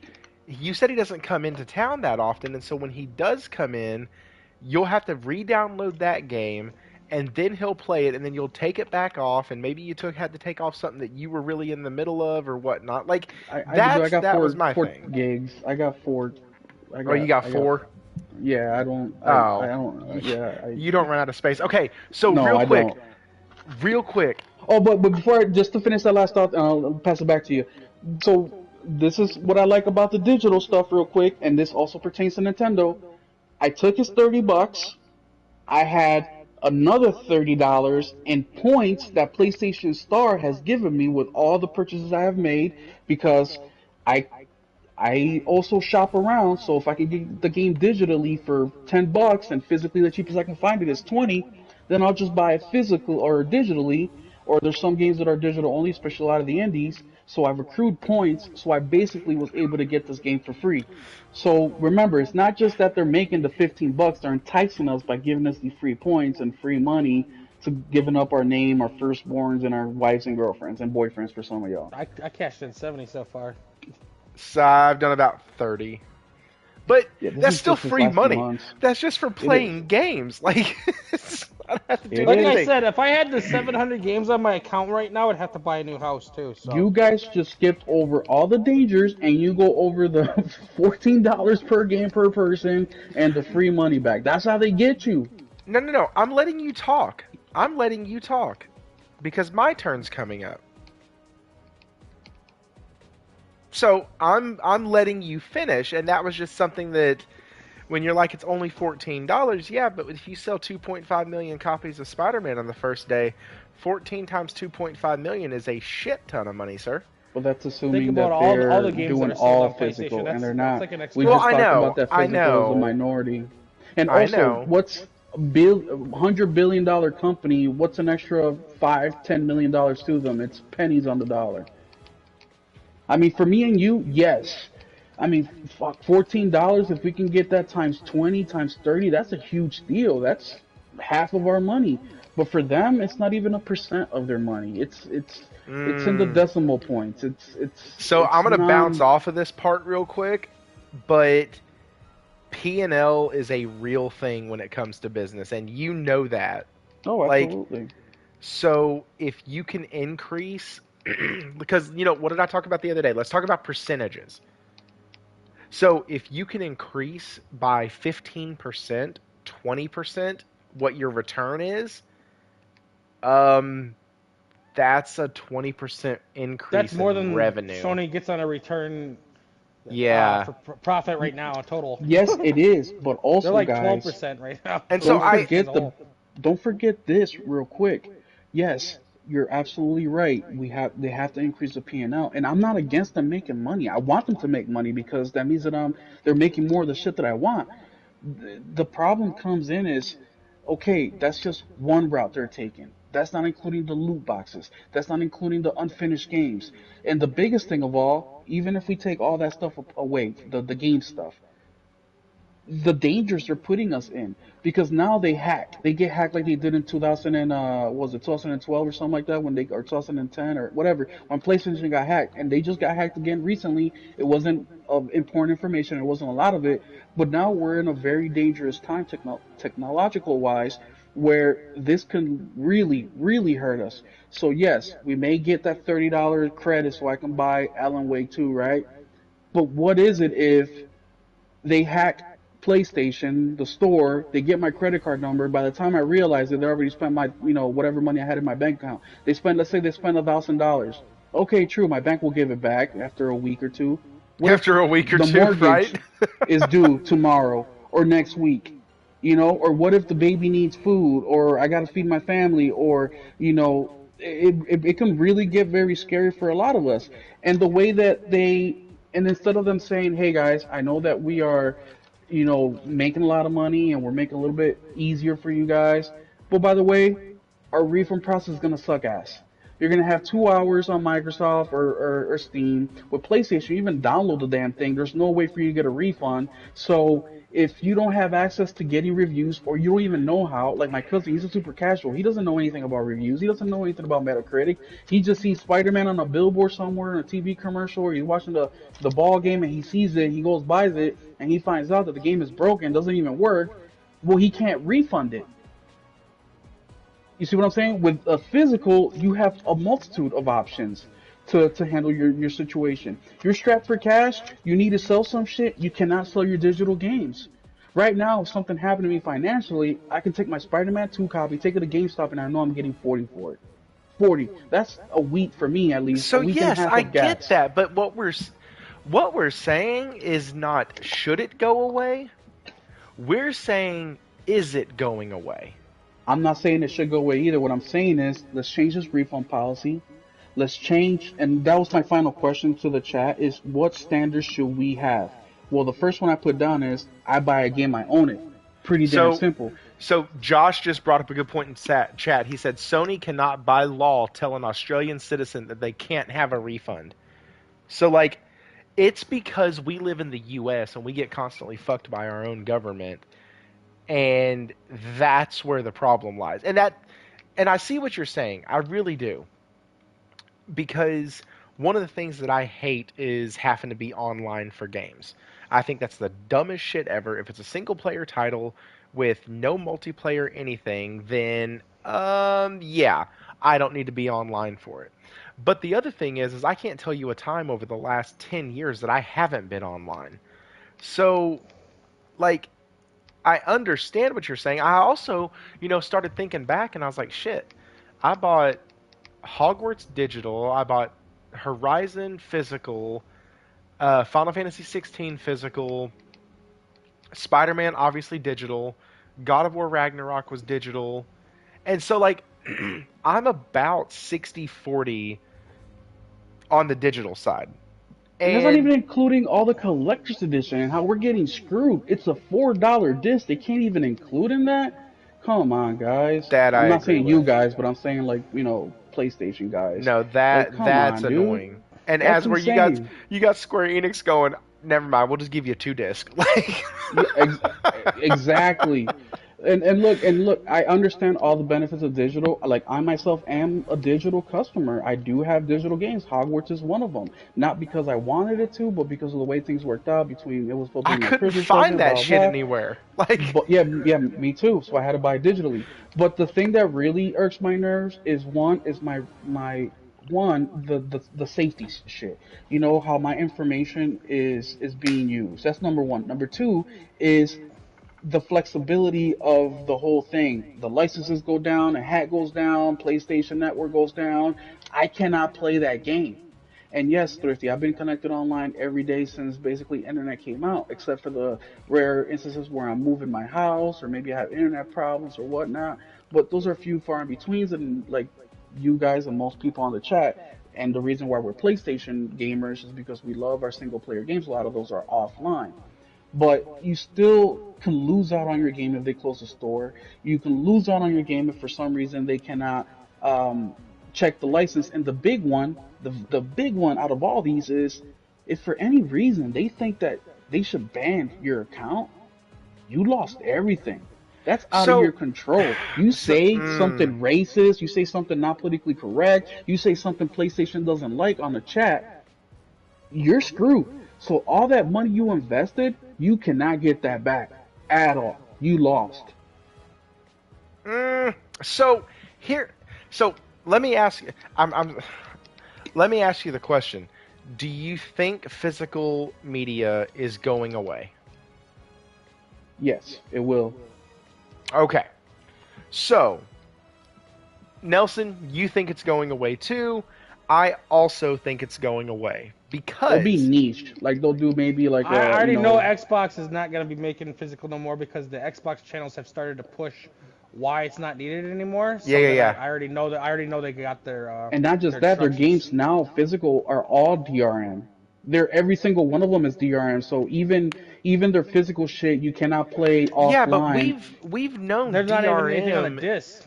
is anti-consumer anyways, in my opinion. Like Well, yeah. that's one of the reasons why Blizzard really pissed me off a few months back when they were like, "Yeah, you got to log Oh, they into don't even put their shit Diablo. on Steam, dude. Yeah, you got to log into Diablo once every 30 days, or you log." And then what Hmm. happened? The whole community of Diablo 2 Resurrected said, fuck you," and they were like, "Oh no, we were just kidding. You don't actually have to." Okay, kiss my ass and move on. Like it's And a lot of this is driven by greed. That's the bottom line. It's driven by greed. Not only do they want to screw us on our options and our personal information, but they also want to tighten down, which I agree. The second part, I do agree. The piracy and all that other shit that people try to do in order to not pay for the game. And I think they should definitely protect themselves against that. But once again, are you going to let one, are you going to, what is the saying? You're going to kill one good person to save 100 criminals or whatever it is. Like, at what point are we gonna stop letting this shit be acceptable without some sort of reform? And the reform is not gonna come from nobody but us, guys. At a certain point, we have to figure out a way to say, you know what, enough is enough. We need our refund period to be more than 14 days. We need it to be more than 2 hours of gameplay. Because if I'm playing a game for 2 hours and 30 minutes, or fuck, I'm start my trial, or PlayStation's download. You download that, you're fucked. yeah, you're fucked. But I'm speaking of the other ones. But fuck, if I'm download the game and I start cooking dinner and I have it on pause and 2 hours goes by, oh, it's too late for me to refund the game. Well, I'm not thinking of that in the moment. I spent the money. I'm expecting for the game to work. I'm expecting for me to keep the game. But hey, if something fucking happens, I wanna be able to do something about it. And I saw the comment. You traded or you returned 3 games, or no more than 3 games in the last 10 years. Guess what? I have never returned a game. I have maybe resold it after I was finished beating it, or maybe I traded it in for something But you else. like the option. That's what it is. You like the option, and taking away physical Yes. sales gets rid of the option. And I agree. And But I'm sorry I I keep cutting you off, also Thrifty. But the last thing I'll say, and I'll shut up. Forget the options. What I am concerned about is, yes, the options get taken away. But the big thing here, guys, is we get banned. That's it. We lose everything. Once again, you say the wrong thing or something that Xbox doesn't like, PlayStation doesn't like, you lost everything. That is something that's out of your control. Options, great, cool. I like that too. That's a big reason of why I'm saying all this. But the uncontrollable thing that I cannot control is if we're gaming, somebody reports me and falsifies information on me, PlayStation will ban my account and I lose out on everything. And that's the okay. big one. So Now I'll shut this up. is also why. So part of that is also the different types of gamers. Okay. So I would actually argue that for somebody who does online gaming and multiplayer gaming and shit like that, like it absolutely makes sense why you would want physical to be able to not get banned and stuff like that. I don't really play those games, and if I do, I play them with people who I could literally say anything to, and we're not going to get butt hurt, and so it's fine. Like, but I do understand what you're saying because sometimes if you're playing some of these other games, you're in a lobby, you're doing other Call of things. Duty or something. Yeah, yeah, you're playing Call of Poopy, and it's all Fortnite. there, and so I get that. And look I, who's I buying Call of Duty, by the way.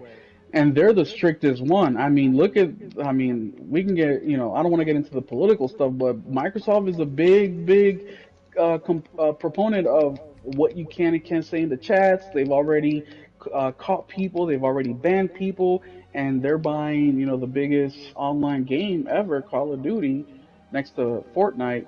So it's not just PlayStation shit you got to worry about. It's just like when you sure, download Minecraft. Not only you got to follow PlayStation code of conduct, but you also got to follow Xbox code of conduct. but digital media is so the way PlayStation does it is, let's say I would have bought Teenage Mutant Ninja Turtles, Mutants in Manhattan several years ago when it came out. Highly underrated game. Thought it was really fun. We've talked about it before on the channel. There's still a landing page on the PlayStation Store where I can still go and re-download that. Now they don't Yeah, sell you it can't. You anymore, can't buy it. Yeah. but you can't buy it anymore, but you can still download it from the landing page because you purchased that. And um, I think Josh in the chat, I think I might have missed it. I was letting you kind of wrap up, but I think he said that PlayStation's like license agreement on a lot of their single player titles is like 100 years. So like they said they have, or I think he said he has that PlayStation has the longest and Xbox has the shortest. So with Xbox, you have to keep doing that thing where you keep like renewing it by logging into it, and PlayStation's like, nah, dog, you bought it, it's yours. And so the other thing that you can do, and you and I've kind of talked about this before, just while we've been playing games and stuff, is if you really want to have the game, there are ways to get your physical media or get your digital media on a physical external storage. We do it all the time. And so you can have different storage devices with all your games on them.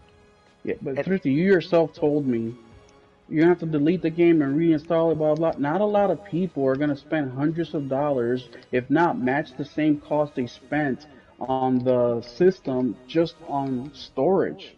A lot of people just don't. A lot of people barely even have more than 1,000, I eight mean, hundred, but whatever for comes you with the tinfoil PlayStation. hat wearing people who think everyone's going to steal your identity and everyone's going to get all your information and lock you out of games that are single player, like it, Well, it's why not not? tinfoil. It's done. It's been done. People have What lost their accounts with what everything in there. listen, what single player game have you been ever locked out of?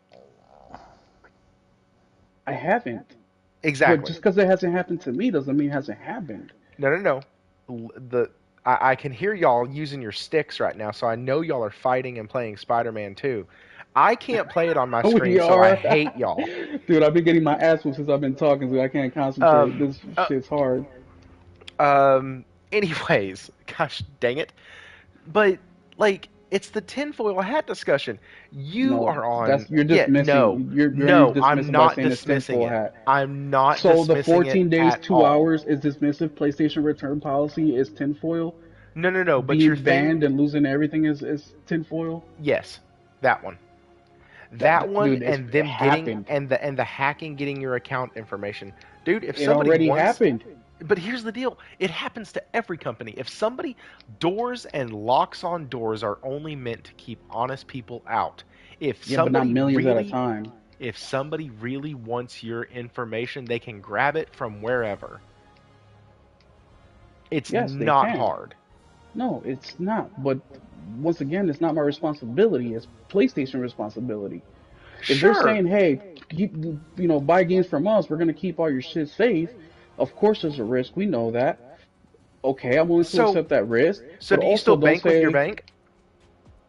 "Yes, I do." Okay. Has your card ever been hacked? Yes, Okay. Um, did you say you were going to stop messing with banks and start going all cash and no more digital transactions? I did at one point till my bank gave me options on how to not prevent it, well, prevent it, but also gave me different options as far as like having a secondary checking account, gave me a little bit of education on how much money to keep, etc., and how to minimize my risk. So they worked with me to prevent this and also a resolution in the event it did happen where I don't have to wait 2 weeks before they do the resolution in order to get my money back. PlayStation doesn't have none of this. Now, if PlayStation tomorrow came out with an article or a blog or a news conference, anything saying, "Hey guys, this is what we're gonna do. These are the steps we're gonna take. One of them is we're gonna take away the 2 hour, or you download the game, the refunds are done. We're gonna take away the licensing issue. We're gonna take away if we banned your account, then we'll give you a refund for the money that was in there, and we'll even do a prorated amount, meaning if you bought the game 10 years ago at $60, well by now it's worth 20, and that's what you'll get, and I can agree to that, then no problem. Wait, But you want this to be stuff able to hasn't. trade in digital games? No, no. For example, if your account gets banned by PlayStation, Oh, right, okay, because you okay. said I a got you. I naughty got you. word, then they'll say we'll give you the value of it in today's world compared to what you paid for it. Then that's a fee, an option that I can say yes or no How to. But about right instead now, of we don't banning me, have you that. take away my digital library that you just fucking not let me play online? I'd live with that. Yeah, and Thank so, you, Hero. It's not tinfoil. It's unlikely, but not probable, and that's all oh, I'm looking bro, at as. the chat is telling me that I'm building the worst argument over here, and I felt like I I was on pretty know. solid ground. You So, are, and I'm over here thinking I'm crazy. Thanks, chat. I know I I'm got not sane all the time, and I know I talk a lot of shit out my ass, but thank you. no, no, no, no, Wara. I was when he said that, I was like, holy crap, that actually would be really cool. Except I'd lose access to that game. So, one of the reasons I like buying digital is because it does force me to keep the game. Because I cannot tell you how many times I Oh, have bought I think physical. about all the time where I wish I still had this game or that game or. Right, but I traded it in for the next big game coming out. I can never get. Also, I am very picky on what I buy digital. So, like, hang on. No, no, no, Wara, I'm not dismissing your question. I was really honestly like, that sounds genius. Like, letting you trade back in digital somehow sounds actually pretty cool. There's no way in hell you're gonna do But that. that right there, what you just said about trading in and all that, like that's the frosting on the cake. I just want the cake to be built, meaning I don't want to lose everything for it being banned. I want the refund policy increased. Once we can get that foundation established, then we can work on, hey, there's no reason why I can't call up Thrifty or Nelson and be like, hey guys, I got a digital copy of Hogwarts. I don't want it no more. You want to do a transaction? That's never Fuck. gonna happen. That Even would just. maybe PlayStation, like how they do with super chats and shit. Maybe PlayStation could keep 5-10%. So if I sell it for him for $10 to keep 10%, PlayStation makes $1. Nelson gets a brand new game. I get $9 out of that $10 deal, and it's a win-win-win 3-win situation. But that's the icing. We can talk about that after they secure basically our fundamental rights, So and one of them here's is the another. security and not losing everything. So here's a reason why I'm actually going to push back on why I don't think the physical. Let me say this. I don't think the physical media that I care about, Nintendo Switch games and PlayStation games, because I own a Switch, um, and I will eventually get Mario Wonder. but I don't think the media that I care about is going to ever go full digital. And here's why I say that. What medium is that? PlayStation 5 games or PlayStation games in general. I don't think They it'll won't, ever go bro. full digital. Yeah, they won't. And hear me out. They are right now in a law battle, courtroom type battle, back and forth because of their PlayStation Store. Because they don't open up their digital storefront on PC, or they don't sell digital game codes at, GameStop or Target or whatever. Because they have a lock on it. They used to. What happened to that? Remember, you can get the digital code like at Target. Yeah, I don't know. They haven't done. I don't ever remember them doing that. But PlayStation doesn't do that for their, PlayStation Store. They don't have it opened. And because of that, they rely on the fact that they still have their games available physically for anybody who wants them. So if they got rid of physical media, they would then have to put their storefront on multiple places, and they don't want to do that because of hacking. And because And of because they people, lose out on 30% of the money. and because they would, well, sure. But like, it doesn't make sense for PlayStation to go all digital. It also doesn't really make sense for Nintendo to go all digital, and those dudes have been stuck on cartridges for years. But every time I think the carts are not going to be big enough to hold a game, I'm left looking at a 4 gigabyte, I'm sorry, not gigabyte, a 4 terabyte hard drive that fits in the back of my PlayStation and is the size of one of those little wafer things that you used to get as kids. Like, they can fit a ton of information on these carts now. And so Nintendo will be fine if they want to stick to those. Like, they just will. Well, they're not doing it because they can't fit it. They're doing it because it's costing them money. But they like doing Yeah, it. but they that way they can keep the prices up and you can't rip them though. That's what I'm saying. Like, Yes. they really love their physical media on the Nintendo side, and they don't want to go to disc. I don't think we'll ever see them go back to trying disc again. But PlayStation can't get rid of physical yet. I don't know if they'll ever be able to unless the new person who takes over is like, hey guys, we're opening this up to everybody. Guys, we've been And talking about how next console will probably go all digital. Like, this future is way closer than what we think it is. And look, and I'm saying this as a person who is against all digital, and I don't want almost no digital at all. But the reality is they're probably gonna go all digital in the next console. If not this next one, the next one after that for sure.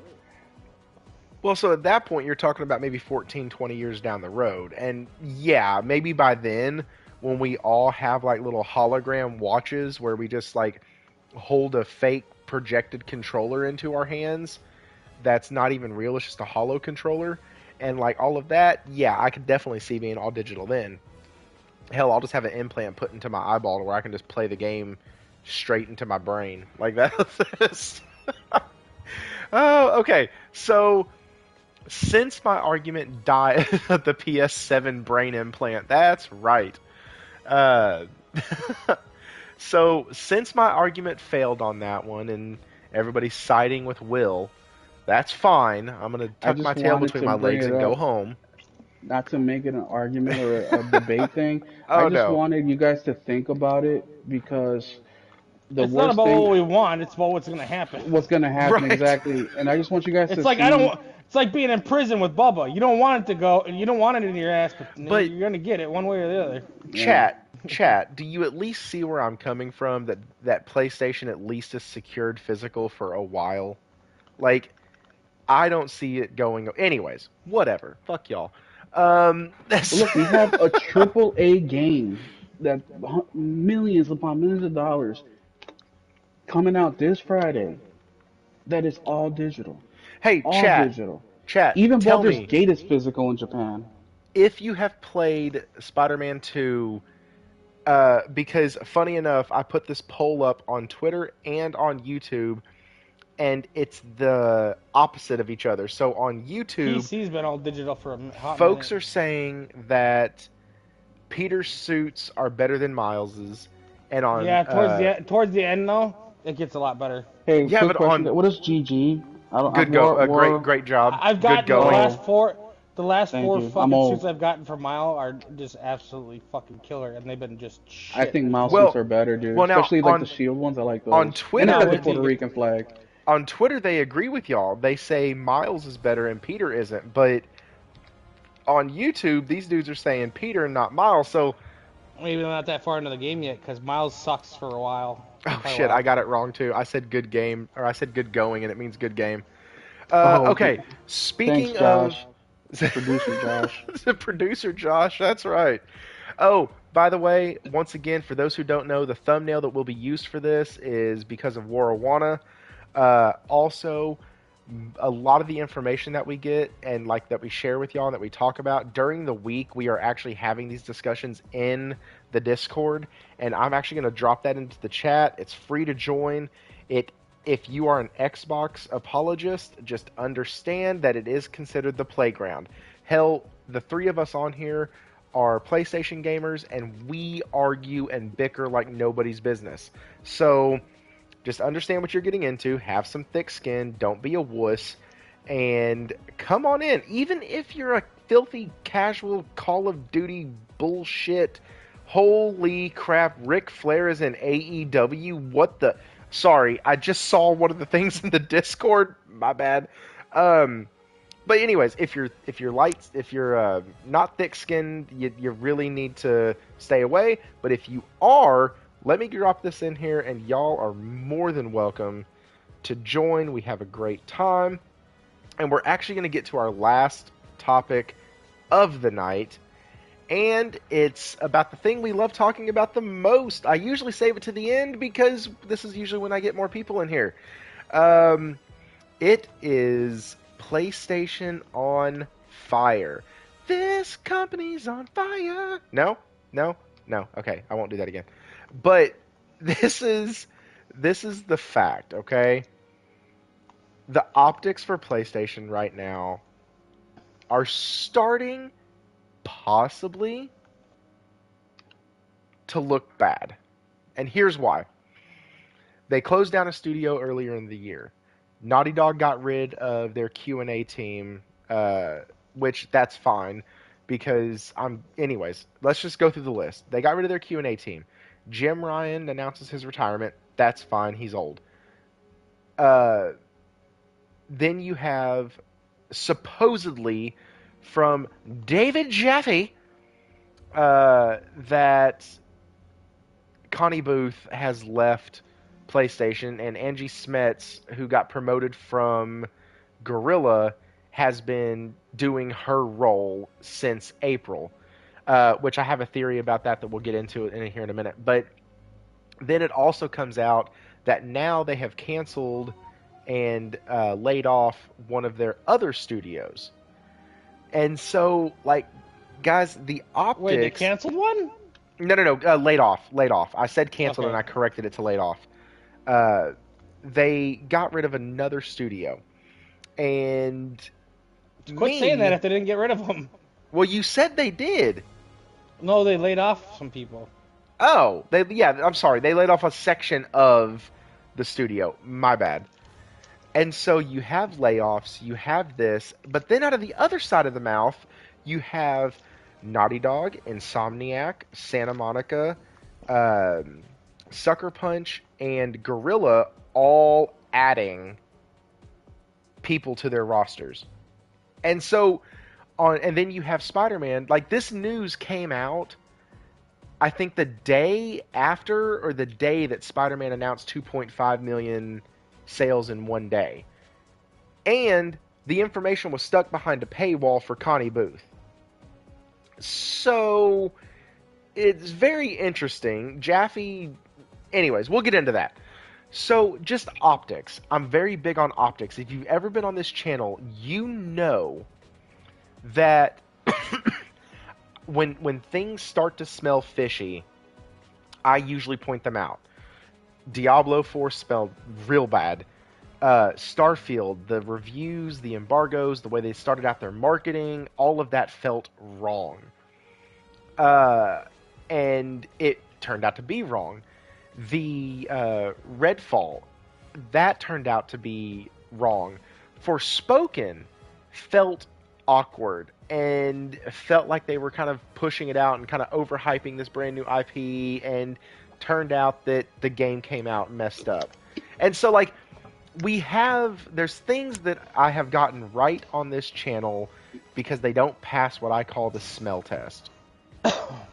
And Sony is starting to stink a little bit. And it's interesting because it's not the Connie Booth stuff. That's whatever. That's hearsay. That's Jaffe popping off his mouth. And these articles, so shortly after he did it, there were 4 other sites that had articles wrote on it, and they were all quoting Jaffe and only Jaffe. And so it's very, very easy to spread false news in this industry, in this kind of meta that we all live in. You know, the hardcore gamer that plays every mother-loving game that comes out, and we have all this stuff, and we're plugged into everything. The casual doesn't know who Connie Booth is. We, for some stupid reason, know who these people are. And Jaffe has been trying to continue and making himself relevant for years. He only shits on PlayStation. When they say who hurt you, it was PlayStation that hurt him, and he's still bitter. Right. And look, I hate that saying because we've all been hurt, and I think it's a shaming tactic. But Jaffe's like, dude, let it go. It's been 20 fucking years, man. And dude, you brought us some great games. Just ride off into the sunset, my guy. He could do so much with that. You know, him being part of PlayStation, him creating some cool games, memorable games. Like, I will always remember. Metal Gear, he should be happy he was employed as long as he was. Twisted Metal. That was one of the. If you talk to people that worked with him, he was not the easiest person to work with. Like, and it's crazy how he was a cocksucker. How PC he is now. But if we're talking about, like, people going back in the past and canceling you for something you said 10 years ago, like, he should be the prime target for that. Because he not only did verbally say some fucked up shit, but physically he did some fucked up shit in the workplace. So he, you know, it's always funny how the loudest ones are the ones that have the most dirt, you know? Yeah, you know what? He was, you know how he's super liberal and shit now is because, his kid's gay or whatever like that. But before, fucking, you know, he would have talked about disowning him or some shit like that. Exactly. No, he's fake, bro. And so the Connie Booth stuff, until PlayStation, I'm not saying it didn't happen. And as a matter of fact, here's my thought on it. She's gone. PlayStation said it, yeah. Okay, PlayStation did say that on Visual Arts. So PlayStation did confirm that she is absolutely gone. That's why it's so funny, because PlayStation said it like the next day or the day after, and it's like, and when you're done with your point, I'm just gonna say right now, I disagree with what you're saying, Turkey. You did before I get done with it? Yeah. Well, I'm saying and then I'll say why. Okay, so you know what I'm gonna say. Okay, cool. No, I don't know what you're gonna say, but I disagree with what you've said about it. Oh, with what I've already said. Yeah, it doesn't smell fishy at all to me. Okay, so I Will, you know this. You've been on the show long enough. I like to approach things sometimes from both sides, okay? Mm-hmm. So, on one hand, it smells fishy. On the other one, I can very easily say Angie Smet probably came in April, and they did the 6-month transition. April, May, June, July, August, September. Oh, shit. 6 months is October. Huh. Okay. So, you do a 6-month transition for somebody who's retiring out.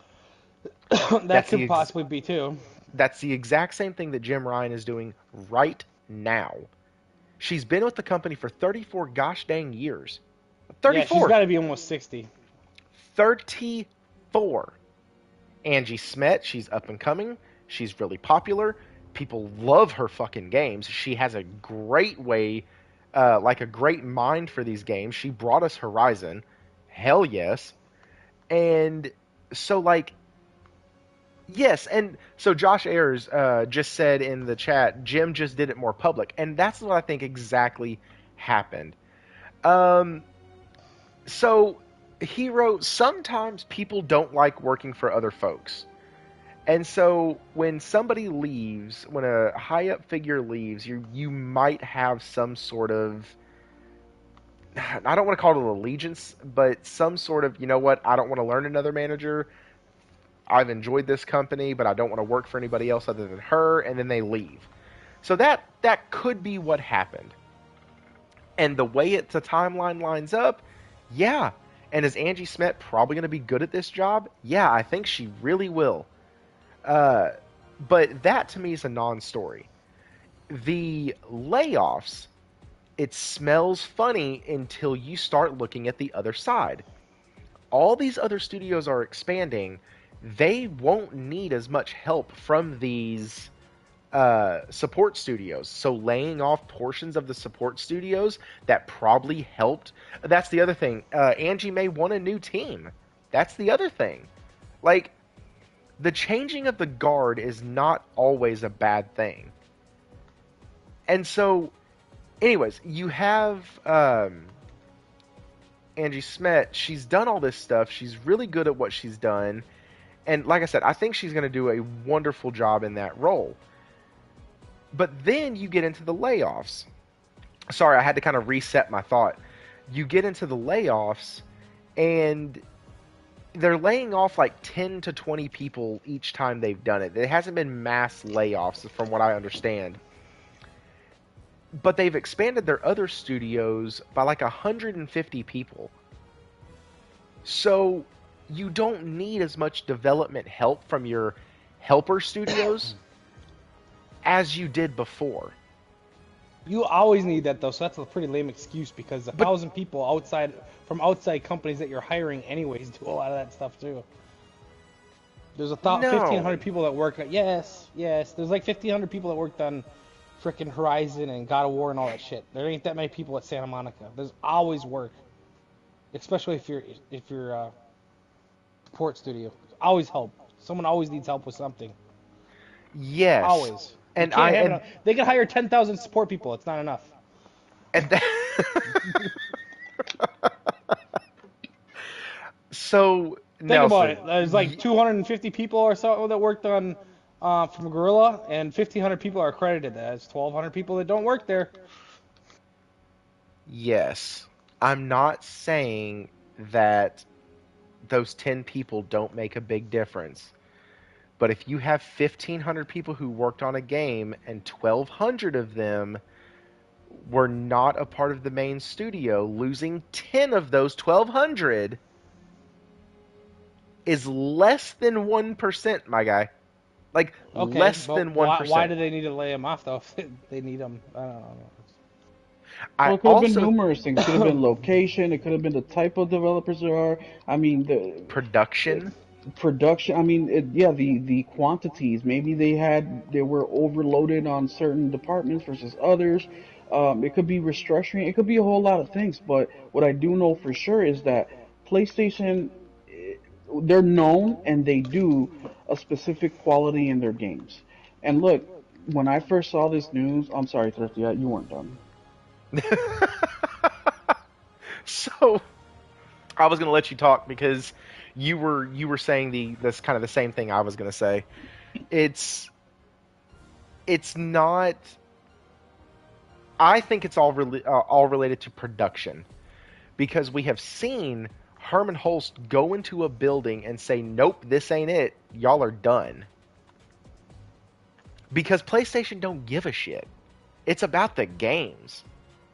And so, what have we said this year? What is PlayStation's one big eyesore this year in 2023? It's the fact that we only got one major first-party release outside of VR. I know Josh is going to jump in here and go, well, don't forget VR. I am not forgetting VR. But their bread and butter is their Spider-Man 2s, their Horizons, their Ghost of Tsushima, their God of War, their Last of Us. Like, those are their heavy hitters.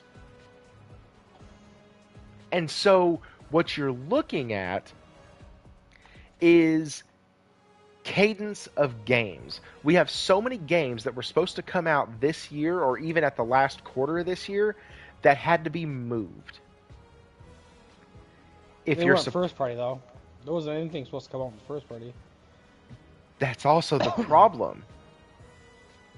Like, if you're not being productive, because what was the big thing you said to me earlier today? That this studio mainly helps second and third party developers I get said their first, games second, out. and third. First, second, and third, right? Yeah.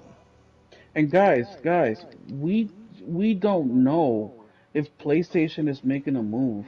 The fiscal year is gonna end here soon. Like we just do not know this information. And to back it all up, what I was saying before is, look, even in my company, we constantly have now in my direct, we're part of a much bigger corporate, but in my branch, I mean, we're talking 300 people between production, sales, managers, the whole thing. And even we keep a rotation of about 5 to 10 employees that are in constant rotation of layoffs, hiring, fire, like promotions. Like that's always happening every company. Now, the thing that surprised me the most out of You're this echoing news now. is that this hasn't happened sooner. This hasn't happened 2020, 2021, 2022. Like it's taken this long. That's the most surprising thing out of it all. But in all reality, this is a no news. This is a nothing to be concerned about. This is just this is us gamers making a big deal out of something that isn't, which we tend to do a lot.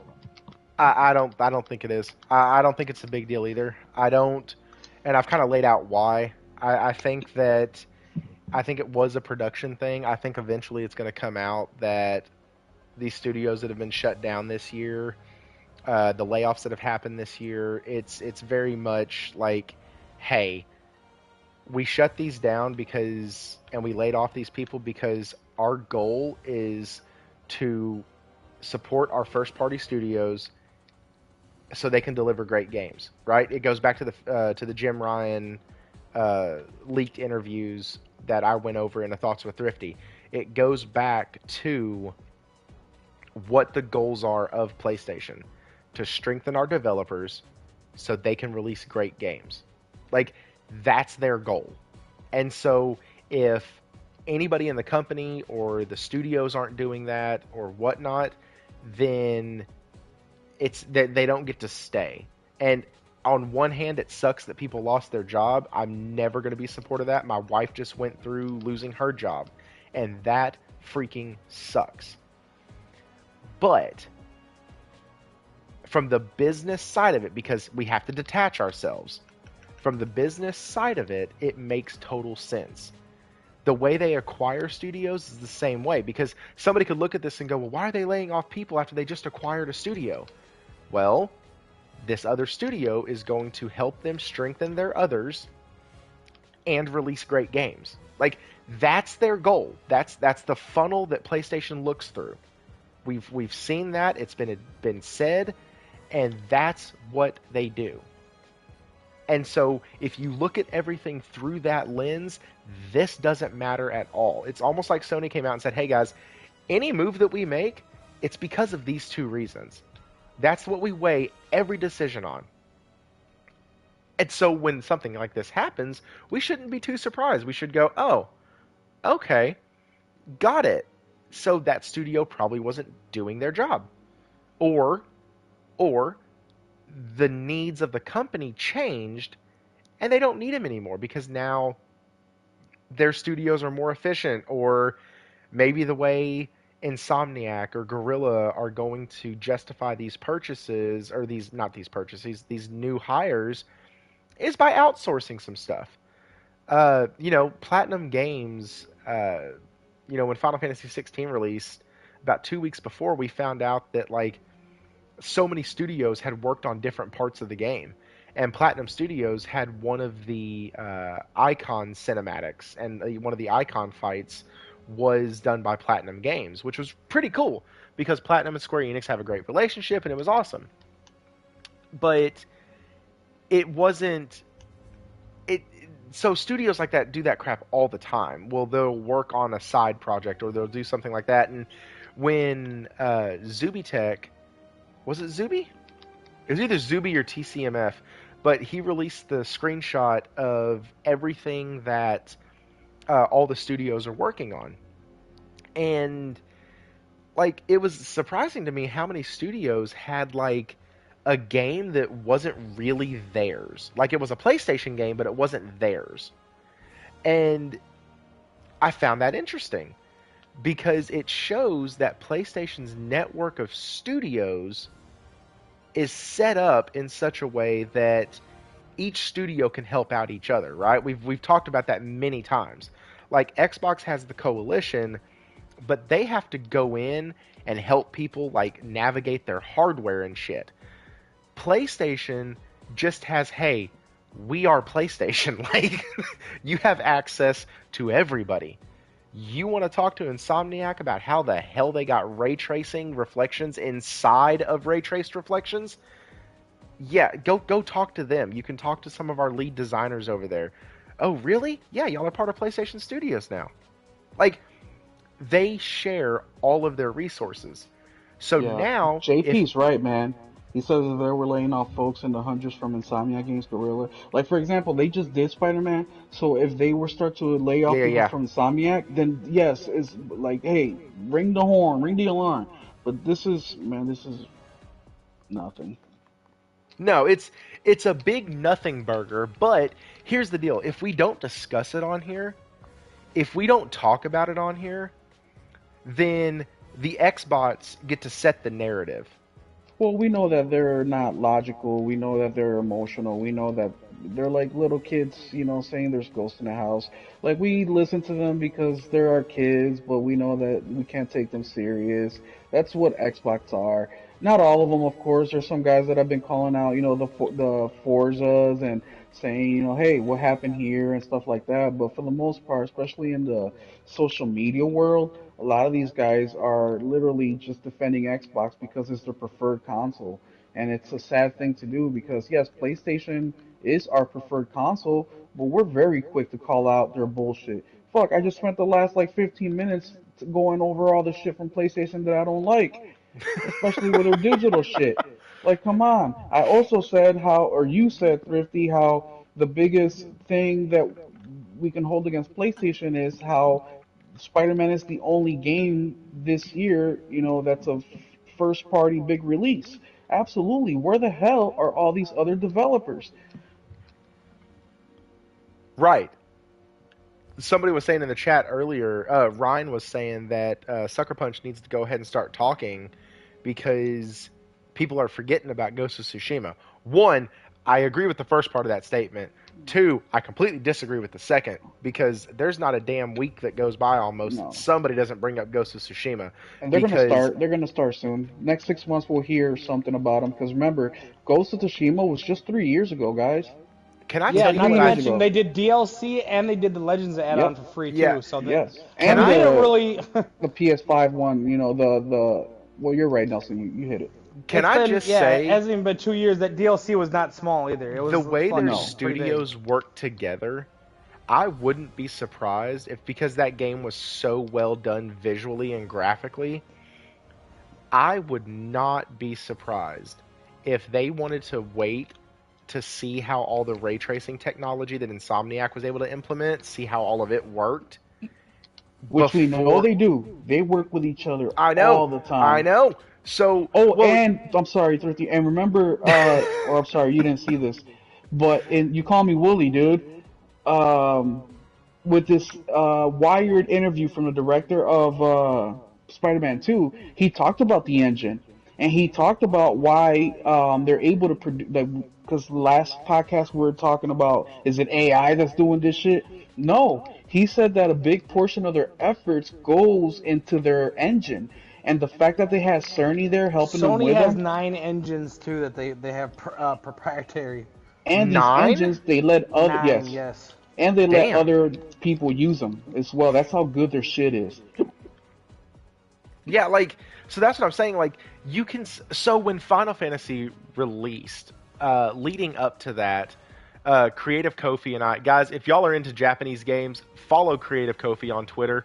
Creative_Kofi, fantastic guy, knows a shit ton. But him and I were talking about all the Square Enix titles that had been released, and when Final Fantasy 16 got released, I'm sitting here and talking to him, and I'm like, dude, I can see bits and pieces of those other games in Final Fantasy 16. Like, it was so strange how I could see how they released Cerny's these. helped with every Insomniac game other than like Sunset Overdrive since Spyro. Right, like, He's so a beast. That's- Resistance, everything. that's the other thing, is these studios look at him, and so funny enough, we got the PS4 Pro for the player. Same thing with Naughty Dog. He's been working with them since like Crash. I honestly think that they're doing a PS5 Pro more for the developer, because the developers are like, they go, hey, how can we make our games better? Man, we need more speed. What do you mean more? We need more speed. And so Cerny goes, cool, I got you. We won't even have to change the architecture much. We'll just go ahead and overclock this son of a bitch, and we'll make it 30% freaking better. What can y'all do with 30%? I mean, we can give you dynamic 4K with 60 more than likely. Like, yeah, if we had a little bit, 30% increase? Hell yeah, we can do that. And then Cerny's like, are you sure? And they're like, Spider-Man 2. And another thing too, guys, you know, and I want to make this very clear. A big reason of why we're, you know, basically me, I'm saying that, oh, this isn't a big deal, blah blah, it's because there's a difference from you having your house a mess. Every single room of your house is dirty. Your lawn is not cut. Like your exterior is deteriorating, and you're telling the neighbor to go pick their shit up and telling them how to do their thing. PlayStation House is tidy. You can eat off the floor.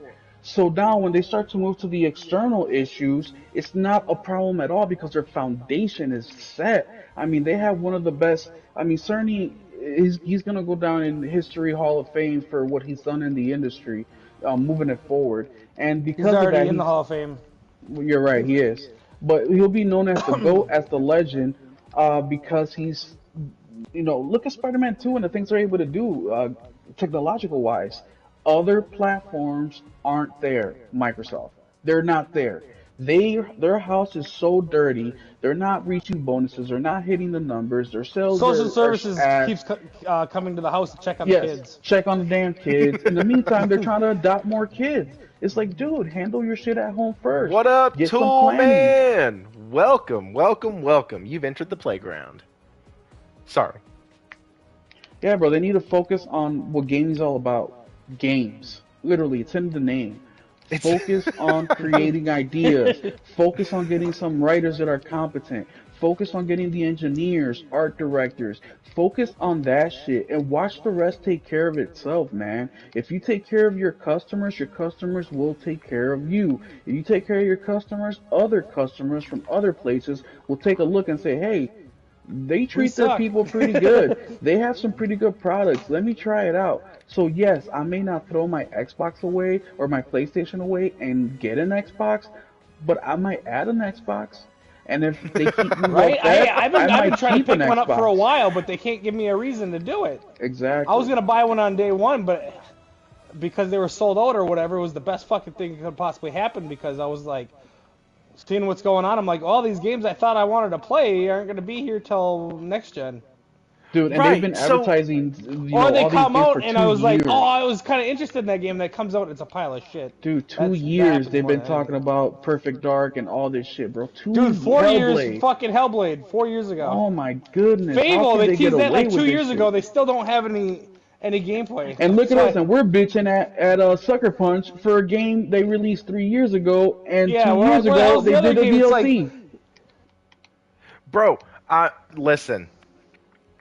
So somebody in chat said Sucker Punch is underappreciated, and I don't think so. Yeah, they are. I think they're fucking. They're best. No, they're appreciated just pound for right. pound. I think we are spoiled rotten, and we want our games now. And Ghost of Tsushima being 3 years out, I forget that it's only 3 years old all the time. It feels like it's 20 And years old. they're not like Naughty Dog or something like that too, where they got 2 or 3 teams. They're like 180 people, dude. Yeah, they're a small team. They're not that big. Like Yeah, they're like one team, like one decently sized team. and the weather, physics, and Like mechanics in that game. 450 work at Dude, they at 500. revolutionized like the wind thing they Fucking did. The the direction that you combat move in that in is the game too. I wind. cannot play like Assassin's Creed or Come nothing no more on. because I cannot go back to something that basic after that fucking combat. What has Xbox? It ruined a lot of games for me. It really How did. has Xbox pushed the medium forward? How? Dude, They did pushed y'all it see back. that? Did y'all see that bullshit show they did today? No, The I'm third-party not show? looking for Xbox Oh fucking entertainment my here. No, God. they had some decent games because they weren't theirs. It was none of them were theirs. It was just Well, duh. that. I mean, Hey, let's not give them That's any why it was shit good. because if they're exclusives, I'll take that. Remember, the PS2, They're not PS1 were built exclusives. off. Oh, they're not. Yeah, those early PlayStation No, it was like consoles, they were built off third-party Alan Wake deals. 2, Metal Gear Solid 3 remake. Yeah, no, fuck, dude. Some They're other just shit, I can't remember. they're rinse and repeating, rinse and repeating. I wish I had the time and energy to go through a montage of all Xbox shows since the new console came out. Yeah, I know. And just We've see been how we've seen the many. same games for like 3 years. That's why one thing people are like, "Oh, I want to see games play." I do too, but I don't need to see them 5 years out. right. Yeah. And that's the But big I know thing. there's some games that are a year or two out that we ain't seen. That's what I So, want to see. and we've talked about this before. I'm a selfish gamer. I like knowing all the bullshit. I like knowing when my games are coming. I like knowing when everything's coming out. I want it all right the fuck now. I'm not kidding. I love that Marvel used to, during like phase 1, phase 2, and phase 3, used to tell you, okay, here's the phase, you're welcome. And you had stuff to look forward to. You can mark And it the on your shit was calendar. good. And it was good. But at the same time, I fully am okay knowing 6 months out release dates and what I'm getting. Like, back in September, that's what they gave us. They gave us 6 months. And I'm guessing sometime in March they'll give us the next 6 months. Well, we all thought that with the PlayStation, what's it called? I The just want to see PlayStation some show. games that are coming in 2024, uh, 25. I know there's a few of them. The what's it Even if called? it's a teaser 50? trailer. The showcase? presentation, the showcase. We all thought that showcase was going to be a banger because it was so long since we didn't hear nothing. And what happened? We were extremely disappointed. So that's the fear that I have is like, yeah, we're not hearing anything about the next a couple of years, which I think we will in the next, as soon as the fiscal year ends, I think we'll have another another one. they'll have But to. then look what happened last time, man. We didn't hear nothing for a year and a half, and then we get hit with this bullshit. No, if they're gonna drop bullshit on us, then they need to keep us more informed. So when the bullshit hits, we can say, okay, this is bullshit, but we know we got more coming. Right now, even though we know we got more coming, remember, Ghost 3 hasn't been announced. It's only been speculated because of the numbers and the success of it. So we are 90% sure that's what they're gonna do, but it hasn't been announced yet. Right. And there's one of the things that Jez said that I kind of agree with the way Sony does their marketing. I think they're going to be writing Ghost of Tsushima 2 and Wolverine as the first two major first-party releases for the PS5 Pro.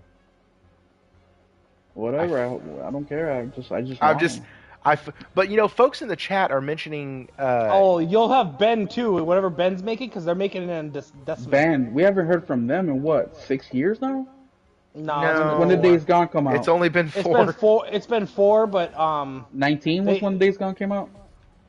they're gonna be slower than the other ones probably because they're learning the Decimate engine. They worked with Unreal last time, so they've never worked with that engine. Yeah, I get that, but when's the last game they put out? What year was it? 2018. So yeah, no, they're past due. This is 5 years now. What's going on over there? Oh wait, 2019. My bad. Or 19? Okay, well 19. that alleviates the pressure a year, but now they're coming up on 5 years. Yeah, so you gotta see something. what's this year. happening? We got to get moving here. I think Yeah, it'll be but a they haven't 6-year game. they haven't But laid then- nobody off from there. They haven't, so maybe they. No, they've gotten bigger actually. They were at Exactly. 130. They're at 200 now. And remember, they had some classic IPs. I mean, it had Siphon. What's it called? Siphon Filler. They were only Filter? 70 people before. Then they went to 130 by the end of Days Gone because they just did not have the staff to do the type of game they were doing. And now they're 200. So They're like a And look, full-size guys, team now. third party is going to keep us fed. I mean, I'm looking forward to the RoboCop name that drops next week, which has been getting great reviews. I'm looking forward to, well, I'm not, but a lot of people are, Final Fantasy. I'm looking forward to the Prince of Persia. I'm looking forward to Avatar. I actually am looking forward to that. So there's games out there that are coming. Helldivers. The next three Oh, I'm months so are excited for that packed. game. Oh, and I'm getting Yeah, that I'm physical. I'm good till March, but after March, you gotta show me something. Well, now hopefully we get to Silent Hill. We get, we need to Oh start yeah, seeing more of those shit. Death Stranding too. Yep, Konami's working on, they just came up with a, port, but Capcom is working on games that have been delayed and we don't have dates on them yet. Now like that one that they did in the last showcase that said had a note like, sorry guys, we'll update you. But there's a lot of things that are cooking, and look, they're releasing games. Look at the next 3 months; it's completely, basically packed. But we all know where the money is, and that's Sony PlayStation first party titles.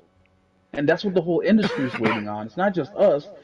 Wherever Sony goes is where the industry is gonna go as well, because they're the market leaders. They're the ones that people look to get ideas to see where they should go, where they are standing. They're the role models.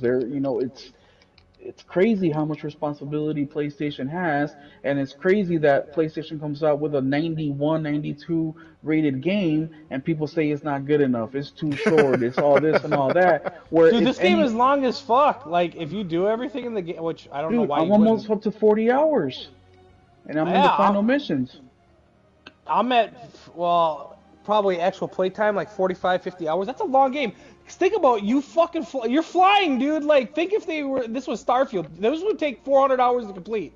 Because you'd have to fucking walk everywhere and you'd have loading screens every 30 seconds. Dude, and it's so all the like side, not all of it, but a big Yeah, portion but of think that of game is how much you dead. travel compared to, like, Batman. I play Batman, they'd take like 50, 60 hours to beat that. But it'd take me fucking 10 minutes to get to a goddamn area I was going to go a lot of Hmm. times. You know what I mean?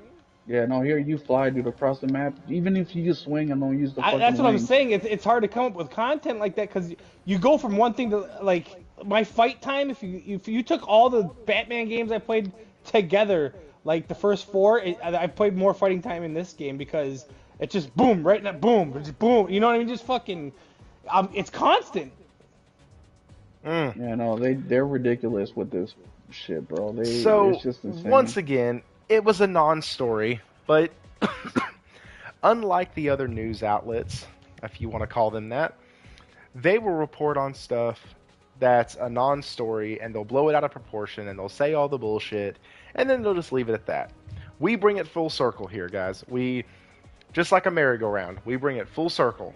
We go all the way around. We start at one end, have our little debate about it, and then we come back in, and if it's something, it's something. If it's nothing, it's nothing. And generally speaking, it's hard for me, or factually speaking, it's hard for me to think Sony PlayStation is in a hard spot or is going through a bad time right now when I have probably one of my favorite games in my hand right now.